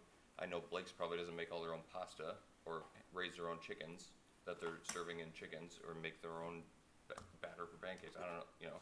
but they're doing it. And that was the question, is just because they don't make wine, that shouldn't limit them to serve people inside their facility if they're still producing products that is 51% of, you know, they're selling pumpkins, they're selling corn stalks, they're selling Christmas trees, they're selling all the things that they're The still. other thing you don't know too, and he don't, well, you know, but is they fell under GAMS too. Okay. And that's where the catch was. DJ, it's after 10. I know. Just saying. Someone wanna make at 10 o'clock, we have to make a motion to extend the meeting. For the SAA. This is, we just never, Discussions? yeah, specifically for this discussion. We never, this always gets left at the end of the meeting, we never, I'm Table. thinking we're tabling it now because we did have a lengthy, everything Yeah. coming up to this. I mean, Yeah. to get something out of this, we're gonna go much longer. I know, we haven't even got the basics. So my suggestion would be next month that we put this first on our agenda, rather than putting it last. Do we have anything But for we have- next As month long that as you it- add? You may have Ackett's, you may have Trillium, you may have Okay. the self-storage. You Well, really have I to take think care we of the should have- business first. Because I'm this fair has to the been public, make pushed them wait. off for how many months? Another suggestion, just a thought, is we could have, you could have an offline discussion, not of all, obviously you can't have a quorum of the planning commission, but maybe if there's a couple of planning commission members that, for example, would be willing to meet with me and Chris. Or everybody Develop the respond idea to that the you email. I did. We did You that did. before. I think we can have progress made outside of the planning That's commission fine. meetings. You wanna go to committee? Have a- For the SAA. Or, we can do, what, as long as, just emails, you can't do more than two people. Correct. I would be careful about emails back and forth, because then you might be making decisions. I think just, a couple members from the planning commission, are you willing to meet with myself, Chris? We could figure something out, scheduling and whatnot, but that's kinda maybe one option that we can help move this forward with. I think I that, would- I think the planning commission needs something right in front of us. you Yes, know, like can't pull us this out of here. ordinance, let's do, Right, and so the sample goal would ordinance, be let's that do committee this. meets with us, we come up with another draft for you to actually makes review more and weigh in on. Yes. Bring in comment. the ideas, document them, Right. and We'll be then interested. Yeah, I would do it, but that's. Sure. Okay, so we're gonna tape, that, I heard a motion to table somewhere? No, Steve make a did. motion to Table. table the discussion Okay. of, Steve. updating the Steve, ag thank you. and SAA zoning ordinances. I will second that. Okay, Maureen. Okay, and then discussion, I think that getting together with the planner is gonna be the only way It's we're gonna fine. get this nailed down, We is can get a have little, some opportunities. bring something to the table, so I would like, yeah, Do I table have this. two committee members? You just did. Beth Her and and I. Joe?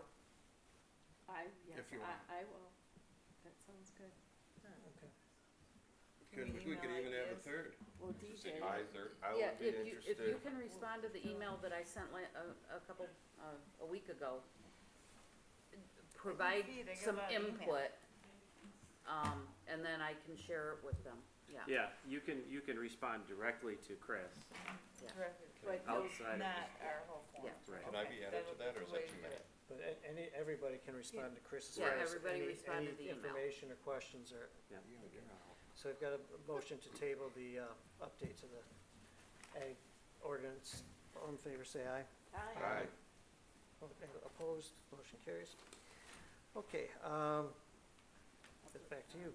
All right, so our last public comments before adjournment. Are there any public I comments? actually have a public comment. Okay, I submitted my resignation, my last day will be October 17th. oh, So, it's on next week's agenda for the board to figure out what they're gonna do. Okay. okay, well, it's been a pleasure working with you. I'm sorry, Marcia Hollins, I just wanna know, was there a subcommittee that you guys, I know you said you and Mr. Arnold, is that the subcommittee that you No, guys? we can only have 2 members. Okay, Or it will be a quorum, so it's going to be Beth and Joe okay. Jabara. If you wanna share contact me. Yeah, it's Chris, Me. yeah. Well, planning. Planning. Roseanne Zeblin, 74965 Fulton. I have a question yet on what property does he own? I need to know if he owns that one section that used to be Joe Romano's and then just switched over. Can you come in with Chris? She's got everything Yeah, here. because We can the get you- copy I got, Yeah. even my magnifying glass won't Yeah, work, so. if you had yeah. 8x11, it's, yeah. All right, because there is, I mean, I can show you guys the pipe that's on the water, and it was supposedly put in there by the village for part of their well system. Is it or isn't it? I don't know, because Reverend Farber's gone, but they tried to get me to get rid of the land in the back so they could access it. So if, how do you, I gotta know where the properties are gonna That be. information, I've got a large yeah. site plan. Okay. Chris, Well- Chris should have that information, because that'll be important to, if the engineers aren't aware of it, that should be looked into. Right, because that is also where all the water flows to, and it's just trying to get to the creek, so. yeah, Okay, thanks. thank you. Any other public comments? Well, thank you. Oh, one more. Lisa Johnson, 22800 Armada Center. You know, I had a question. Is there some wetlands on that property? No. None at all? Wetlands are south and east of it, South and east. yes. Okay, I was trying to think. Across the road too. Yeah, if you wanted to come in, I can show you on the Macomb GIS where they are. Okay. Thank you, Maureen, for sticking up for us. It doesn't, I don't feel that storage facility fits in with that's why I moved here to Armada 24 years ago. Because it's a small rural community and farming community. It's not the worst offense that it could be there, but it's we want to build community, that's why we're here. The Yes. character of the community, and I thought maybe we could do better. But Yes, thank it you. is unfortunate when someone comes to us with a plan, I don't want to deter. Okay, thank you, though. Thank you. Any other public comments? Okay, it's now, I'll make a motion to adjourn. okay, a motion to adjourn from Beth at 10:09, and who seconded that? I will Joe? second that. Steve? All in favor, say aye. Aye. All opposed? And once again, thank you everyone for joining us this evening. It's always important to bring in your public comments. Thank you. Thank you, Adam.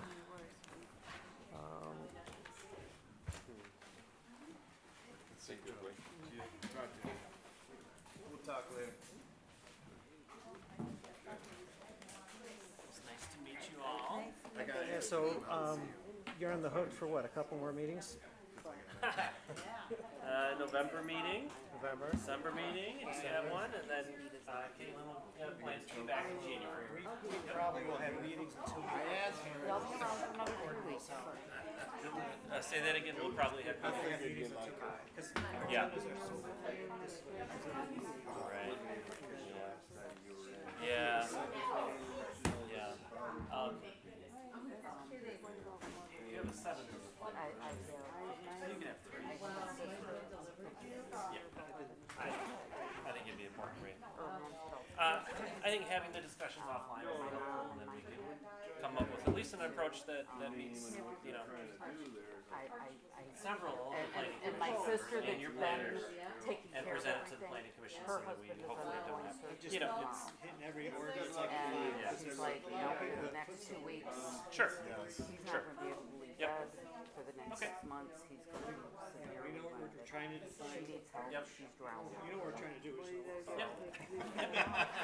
You bet.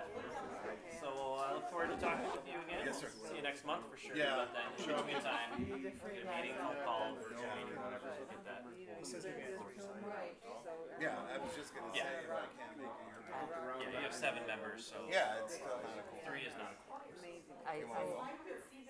Leaving this commission I gotta pack this thick, because I love this. This All right, I'll see you next time. All right, we'll call you and figure out something. All right.